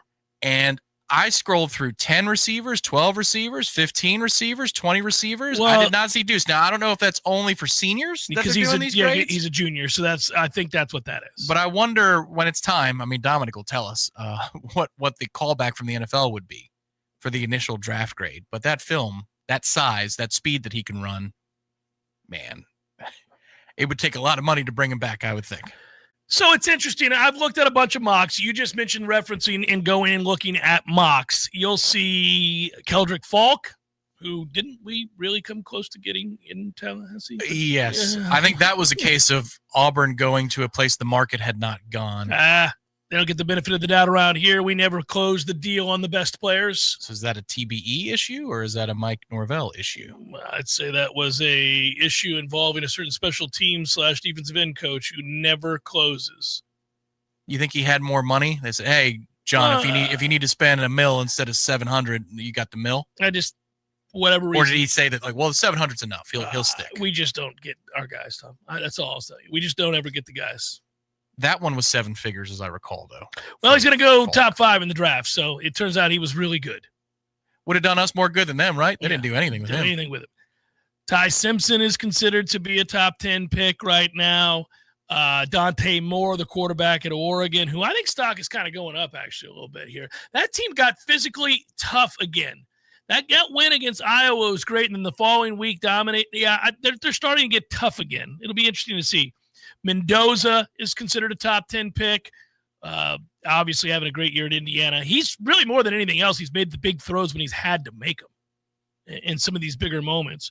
But yes, as you go through this, you scroll quite a bit and you don't get, you don't get to his name, which is fascinating. I don't know who in the world. I keep seeing Lenoris Sellers mentioned as a top 20 pick, and I think, are you on crack? I get that I have to be careful about definitive statements involving quarterbacks and whether they can or cannot play at the next level, but sweet Jesus, really? Good luck. The Raiders will take them, and everybody will be like, oh, man, we're stuck again. I mean, if you're the Raiders and you could take Caleb Downs, the safety at Ohio State, or Lenoris Sellers, come on. Come on, buddy. You got to take Caleb Downs. Don't be a moron. We got to build through defense. That's what we got to do. Because this division, we got Herbert and Mahomes and, Denver. But you got Herbert and Mahomes. Yeah, you do. You need defense. You're going to have to be that team that holds people to 17 and 20. Jordan Tyson is a receiver out of Arizona State who figures to go in the first round. If you want to do this, you just go through and find receivers, not linebackers and ends and all of that, because you'll find Bain and you'll find any number of other people that are projected very highly. Just try to find all of the receivers that have a chance to go ahead. And it's not a deep receiver draft from what I can tell. I mean, it's a deep offensive line draft. Denzel Boston, the wide receiver out of Washington, projected ahead. Just not. I'm looking at offensive lineman after offensive lineman after offensive lineman, a couple of running backs, more offensive linemen. How's this for edge rushers this year? Not bad. In the 16 to 25 range specifically. Yeah, no, not bad. You got a couple of opportunities. One of them might be the young man at Clemson who doesn't ever make plays for them, but Yeah, Deuce seems like somebody who would be a fast riser after the season is over. He'll have a baseline of a mid-round grade, then he'll see the numbers and his combine numbers. That's the thing. He'll interview through the roof. He'll interview through the roof, and that is that. That'll take him into top 50 territory. Carnell Tate, the wide receiver at Ohio State, is ahead of him. Chris Bell, the receiver at Louisville, who is really good, is probably ahead of him. I brought it up to you before. Antonio Williams, the wide receiver at Clemson. He's another one that everybody at the beginning of the year thought was going to go top 5. Now he's kind of fallen to like late first, early second, but he's ahead of Deuce right now in the projections where you look. So's that freakazoid at South Carolina, which I understand. Yeah, Harbor. Go ahead, dude. He's talking about combine numbers that are going to, I would draft. He'd be the first receiver I take. So the problem for Deuce is you do have these moments that the low light highlight reel, if you will. He doesn't catch the ball cleanly. And also, I mean, you have the second and third and goal plays Saturday night that are frustrating. One's on Deuce, one's kind of on Tommy. Well, one's good coverage. The other one, he just dropped. The first one, he just dropped. He's got to catch that. But that first down play, he turns the safety loose and allows for a tackle at the point of attack. And he's not usually the guy who's just going to let somebody go, but it's moments like that are going to hold you back from saying he's a complete player, lock it in, top 20 pick in the draft, because the size, the speed, all of that, and then the ability to make the tough contested catch. He's proven that enough this year too, that he can contest it through or catch it through traffic. That's all. The highlight reel is good enough to be a first round pick. Burks, the kid out of Oklahoma, will go probably ahead of him as well. See, we're getting to about 6-7 names, so you start seeing that's late second, early third. 1.2 million. Come on back. That's what I'm saying, buddy. Well, it would be important because if you think about, hey, Mike's going to be here again next year, everybody. So all you need are to replace Deuce and 5 offensive linemen. But if you said, all right, you replace the offensive lineman, but we have Deuce, and we're going to bring in a quarterback who's a little bit more consistent down the field, it feels different automatically if you say Deuce is back for 2026. Hell yeah, it does. Noah Thomas, the wide receiver out of Georgia, is another one. Deuces, I would be interested to hear Dominic's opinion on this. I value Dominic's opinion on this, and I don't know if he would agree with me or disagree with me. But if I had to be critical of Deuce, it would be that he's not a clean catcher. He's a double catcher. Way too many double catches. And I'm not a receiver coaches get pissed at that at the next level. They get pissed at it in general. He doesn't always catch it clean. There's a lot of bobble to his catching. And that it doesn't look and feel natural in the way that it does for some others. And that might bother some people when they put on the tape. They're going to say, oh, these measurables are amazing. You can't teach that height and that speed for that height. He's tough. He's a smart kid. He's rugged. We don't have to worry about the level of professional behavior. He's going to be phenomenal in the locker room. We can trust him. We can give him money. It's not going to change who he is. All those things are important. But physically, I do need him to catch the ball cleaner. And I think that's a fair criticism. I think so, too. He's not a perfect, polished receiver, but he is incredibly productive. And he's got he's measurables. A superstar for us, yeah. The speed measurable will almost be as good as the height and size measurable. He's gonna run really fast, and that's his strength. Now, if he's got nothing going in the winter, and he wants to just walk on over to Hauser and maybe take batting practice a couple of days and see if Link might have some fledgling interest in him being an off the bench weapon for him, that would be nice too, because he could play. Imagine watching him steal second and third. Oh. I mean, look at those strides. Can you imagine that? I'd love to see him position in right center, and the guy goes against the book, and he hits it to left center, and just watch him fly and run down a fly ball. Oh, that must be something. Get it, brother. That probably makes it look so easy. Very rarely a diving catch because he's already there. Yeah, giant strides. I was having a conversation with a certain play-by-play announcer for Florida State baseball yesterday, and as we were talking, we were kind of going through and projecting the starting lineup for Florida State baseball next year, this upcoming year, and we were getting excited. We got some dudes now. This is going to be a fun team again. They're going to be really good. It's I put the over-under on our favorite power hitter at 23 home runs, 24 home runs. Problem is, he's going to get walked a lot. Yeah. They're going to try to pitch around him. That ops is going to be huge because of the pitch arounds. Yeah. you got to be able to, who's going to protect them? They've got a couple.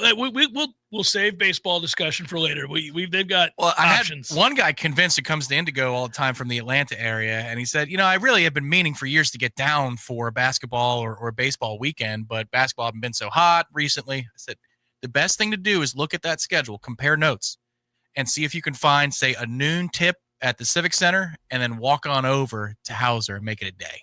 That's one of my favorite things to do in the cold weather in February. Oh, man. A 1-2 punch, watching Luke's team try and score 100, and then watch Link's team do what it does. That could be a nice weekend or two. I hate that my brain is already headed there. We're in November. Oh, I'm there. I am too.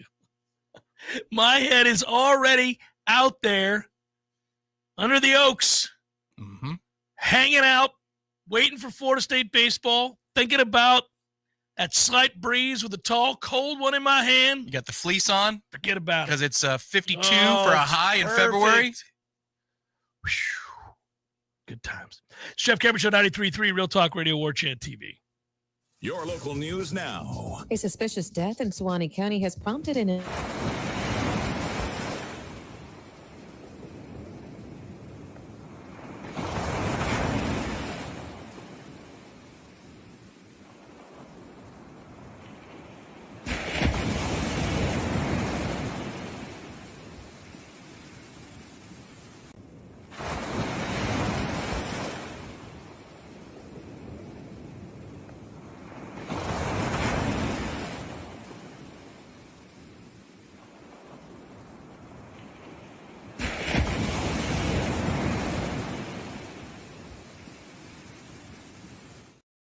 3 years old is charged with written or electronic threats to kill, do bodily injury, or conduct a mass shooting or act of terrorism. This is Rachel Lene with your Real Talk 93.3 Local News Update. Brought to you by Macklemore Systems, Tallahassee's go-to Mac store. Check them out online at MacklemoreSystems.com. Now, here's your Tallahassee weather report. From the ABC 27 First to Know Weather Center, I'm Ryan Gold. While highs lately haven't been getting out of the 50s, for today, we expect to be in the low 60s. Skies will remain mostly sunny to totally clear, and the warmth will last through the rest of the week. As we head home from work, temperatures will be in the low 70s and upper 60s. From the ABC 27 First to Know Weather Center, I'm meteorologist Ryan Gold. Game day in Tallahassee starts with energy, and nothing fuels that spirit like Grassroots Coffee brand new End Zone Blend. That's right. Every cup of End Zone Blend doesn't just taste incredible. It also supports our Florida State Seminoles football program. Grassroots Coffee knows it's about commitment and being all in. Every sip of End Zone Blend helps push the program forward, supporting the grind and the climb. So whether you're at home, have a business, or just getting fired up before kickoff, make End Zone Blend part of your game plan. Support local and our favorite coffee roaster. Order Grassroots Coffee's End Zone Blend today at grassrootscoffee.com. And let's keep driving the Noles to victory. It's that easy. Drink Grassroots Coffee and help support the Florida State Seminoles. And don't forget, you can get 15% off your first order at grassrootscoffee.com. Grassroots Coffee's brand new End Zone Blend. Grassroots Coffee. Made for everyone. Loved everywhere. Your business doesn't stop, and neither does IOWise. From the trusted owners of Macklemore Systems, IOWise offers 24/7 IT support, cybersecurity monitoring, HIPAA and compliance consulting, cloud data management, phone systems, and full network design and security. For healthcare, finance, legal industries, IOWise specializes in keeping sensitive industries protected and connected. Local service, major protection. Visit iowise.com today and discover why smart businesses trust IOWise.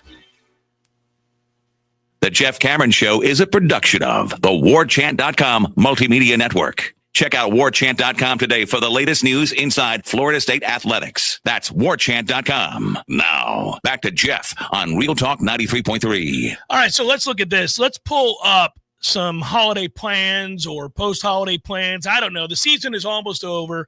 We're winding down. You might be able to exhale. You may say to yourself, I need to go be by water. That happens to me and my wife quite a bit, where we say, I need to hit the beach. And that's why you go to aboveandbeyondvr.com and you look at the 30-plus properties, 18 of which have a pool. Some are right on the Gulf. Some are just off of it. Some are right downtown. I mean, you have it made. Take a look at these places. Get about it. And you type in JCS as the promo code when you go to aboveandbeyondvr.com. You're already skipping out on the middleman. You don't have to worry about the Airbnb fees or anything like that. So go check it out. Go enjoy yourself. Go have a good time. Go type in that promo code to aboveandbeyondvr.com and check out the properties, of which like I said, there's 30 plus. They're all so great. Tom and I got the tour. Noel's running this business, kicking ass and taking names down there. And if you want to win, let's say that Florida State does do the thing, win a road game for the first time in 2 calendar years, and they're bowl eligible, and let's say that they're playing in that Gasparilla Bowl, but you want to win with the family, you could do one of each, right? A win for the family, you take them down to the beach, and then you drive over for the game, and you come back to the beach, but it's a vacation for the family. You get to see the Noles on the side of that vacation. Not bad indeed. Aboveandbeyondvr.com has you covered there, and you're right. Airbnb has just upped their prices a ton in terms of the percentage commission that they take on, which means it's going to be passed on to the consumer if you buy through Airbnb. That's why you go direct to these companies like aboveandbeyondvr.com to save money. Yeah, and I may be reaching out to Matt soon enough and bringing the family down there as well here soon. So it's so many wonderful properties. Aboveandbeyondvr.com. Just type in your dates, see what they have available. Type in that promo code JCS. Make it happen. Save even more than you're already saving. So good stuff. Tom's starting to look for himself. I can see here in January. he's starting to look in January on the screen here. I'm taking a look around just to see what they got around New Year's. Yeah, all that stuff. Yeah. Doesn't suck. So we'll see. That you and I were talking about Thanksgiving and about the games that we've got coming up. That Black Friday is gonna kick ass. I am pumped about that Black Friday. Yeah, you may be looking at Thanksgiving week / Black Friday watching from the water. I may be. There is a run of Thanksgivings. I can speak to this because I go down to the 727 most every year to see my family in Palm Harbor. And God, if it isn't 85 every year for Thanksgiving. So use that to your advantage.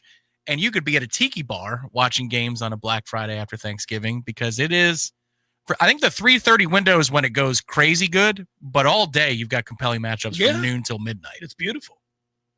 Good time. I may be down there watching those games that's right. From a tiki bar. Mm-hmm. Could be. I've been known. I would do it. I did. I have to give credit. He's already one of my favorite players. Did you see Kyle Hamilton after sacking Shedeur Sanders? Is this your above and beyond moment of the weekend? It is. That's why I went that route. Above and beyond. Above and beyond. Above and beyond. Above and beyond. Good job. Because it's not anything to sack Shedeur Sanders. It's not anything to pick him off. He looked terrible. It was embarrassing. But to see Kyle Hamilton, who is an elite player, sack Shedeur and then give him the watch celebration to his face was just a little something special there. It just goes to show you that others, even in the professional ranks, are petty and pay attention. Means they saw him do it in college and went, okay, clown. That is fantastic. Made my day. I chuckled when I saw it because I didn't expect it. I'm going to go with an above and beyond stat line, but I'm going to see if you can guess. You get a couple opportunities as to who did this. It is an NFL quarterback, yesterday's game, 31 of 45, 448 yards and 3 touchdowns. Yeah, that would be the Carolina Panthers' own. Bryce Young. Effing Young, buddy. There you go. Yeah. How about your boy right here off the top of his head knowing those numbers? Yeah, I saw it because I was very impressed with his game, his best game as a pro. And he's had a couple this year where you're going, is it happening for the little child at quarterback? So he's only thrown for over 200 yards twice this season. Right. Once was against Arizona in a losing effort where he needed 55 attempts to throw for 328. The second time yesterday against Atlanta, 45 attempts for nearly 10 yards an attempt. Good Lord, Falcons. Yeah. Call it a day, Falcons. Call it a day yet again. And that brings me to our guy, Noel Kev. Man, I thought I was going to get through a whole weekend without seeing the Norvell look. You know, that puzzled, knowing he's done look. But then they showed my boy Raheem Morris on the sideline, and I said, oh, no, I know that look. Yeah, you do. You do. Woo! Yeah, that's a toughie. And now Penix may be done for the year, and he wasn't playing well when he was playing. How did he hurt his knee on that hit? That's what I don't understand. So he got hit in the ribs, and they said it was a knee injury? That was strange. Speaking of which, hits on a quarterback, NFL, can we get it together in the offseason? I know it didn't make a difference in the game, but the personal foul, roughing the passer penalty against Logan Hall is criminal. That is a 6'5", 255-pound man we are tackling. He did not go low at his knees. He did not go high at his head.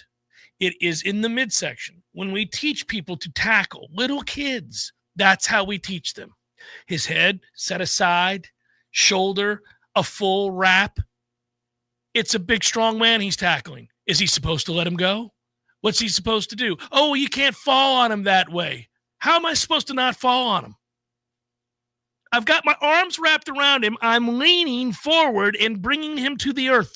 How am I supposed to stop falling forward? Am I supposed to hover above Josh Allen as we land? It's ridiculous. They've got to stop with this nonsense. And I would have said it if it were in reverse. If it was a Buffalo player hitting Baker and the same thing, shoulder to rib cage, what are we supposed to do? They got to stop doing that. It really infuriates me when I see a play like that. And then the refs just look at each other like, yeah, that's the right call. No, it's not. It's not the right call. I want another official to run over and go, Bob, sweet Jesus, what is wrong with you? That was as professional a tackle as I've ever seen. In fact, Logan, come here. That was a great tackle, buddy. Bring it in. Let me give you a hug. Man. That's how you tackle some bitch right there. That's what you do. Good tackle. Bob, put your flag back in your pants, you dumbass. I mean, that was crazy. Yeah. But it's typical. It is predictable, and it's going to happen to somebody every week, and it happened to be us. I have an extra above and beyond guy that people need to go look if they have not seen this from yesterday's 1 o'clock window. There we go. Darnell Washington running over dudes for Pittsburgh against Cincinnati. If you have not seen the play. That's awesome. What is he, 288 pounds? He's listed in the high 260s, but I think the announcer said during the 265. At this point of the season, who knows is right. It is football.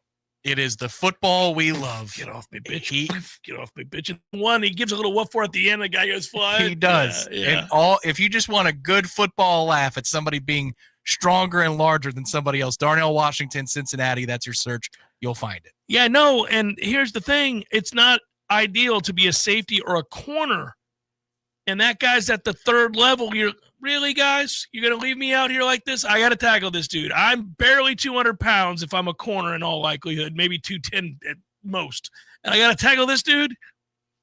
I can see that Doughman in the chat is probably a Steelers fan because he says Darnell Washington finally did something. See, we don't have to worry about what he doesn't do as a fan of a different team. But he's fun to watch. But when he does do something, we from afar can say, look at that guy. It's like when at the midpoint of his career at the pros, LeGarrette Blount went to a different place. He had a couple of runs. Then he went to Tampa, and he decided to be this thing that his body said he could be, like the run at Lambeau Field for LeGarrette Blount, which is one of the great plays in Buccaneers history. And you got Mike Allstott breaking tackles for 10 minutes as a highlight reel. But LeGarrette is on that list. Well, and anytime you have, and throw in the mix our guy from LSU. Leonard Fournette. Leonard Fournette. We've had some big dudes run over people now. Because Lorenzo Neal was the lead up back. I mean, you know how much I loved him as a fullback. I saw that you wanted people to see his highlights this weekend. I mean, and I watched. Of course. It's like 7 minutes of just get you. Well, he was a true fullback. Yeah. Allstott went to the Pro Bowl every year as a fullback who was not a fullback. Because he had better feet than a fullback. Right. but he was also and he had Neal, who was just grown. Neal played in the league for like 20 years. He did. Yeah, he played for Seattle for a while, I think. Every team, the Chargers, Seattle, Washington, he did play for the Tampa. Chargers, And he had that massive neck and those huge legs. You're like, oh, what am I supposed to do with that? That's back in the day where middle linebackers had to take on lead blockers on every play, shed and tackle. You're taking on Lorenzo Neal in that whole. You had to have been like, man, you'd almost be in tears thinking about your assignment that week. I list myself as questionable. This is going to be a toughie because it's on every play. Yeah, Neal's fun, and he was fun to talk about, fun to talk to. Like you listen to his interviews. He's a fire hydrant. Neck, thighs, there's nothing you can do with him. How are the interviews now? Are they okay? He's fine. He's still good. He's one of those guys I think had a thick cranium. Some guys have that ultra thick cranium. I don't think their brain bounced around much. They're good to go. I think I have one of those. A thick cranium? Yes. I never suffered a concussion when I played. Now, I didn't play at the NFL level or even an elite college level at all, but one time I got knocked out in a practice because I got ear holed by our fullback. I was crashing down and I got it in the ear, and I remember falling to the ground slowly. It felt like I was going to the ground, temporary darkness, and the team trainer with the smelling salts and me. And then, but back in those days, you went over and got a cup of water and went back out there and played. But there was and I'm not saying it's good, but there was nothing. No lasting repercussions from that. Between breaking things, if I fell and my head hit something and those things snapping and having no damage, and then also a couple of fights here or there where there should have been some problems the next day. But and nothing. Nothing. I think I have one of those dense Lorenzo Neal craniums. Some people play a 10-year NFL career and never have a concussion. Others play 1 year, get 6 of them, and have CTE by the time they're 24. I'm not making light. I'm saying, but it's true. It's just very different. But the delivery was pretty funny. I have to say. You do have a talent for that. Just saying. Some people, they're just eating applesauce at 22. What are you going to do? My man's done dealing over here. It's brutal. All right. We don't. Oh, wait. I didn't see it. All right. Let me get to it. I was to say goodbye, but I'm not saying goodbye just yet. Carolina wide receiver in OT, terrible. Running through Atlanta defense with their arms out like, I can't read this, like they were asking for autographs. Whole Falcon, fire the whole Falcon front office. You can't keep starting over, Noel Kev. Everybody was so pumped about Atlanta going into this season. Penix is starting now. Here we go. Looked good in that first game. Well, didn't they also kill the Bills? Yeah, they did. They couldn't be stopped that night, as I recall. Yeah, just weird team. Weird team. Good work out of you, sir. Be well, everybody. Have a great night. Don't forget to smash tonight at 7. Peace.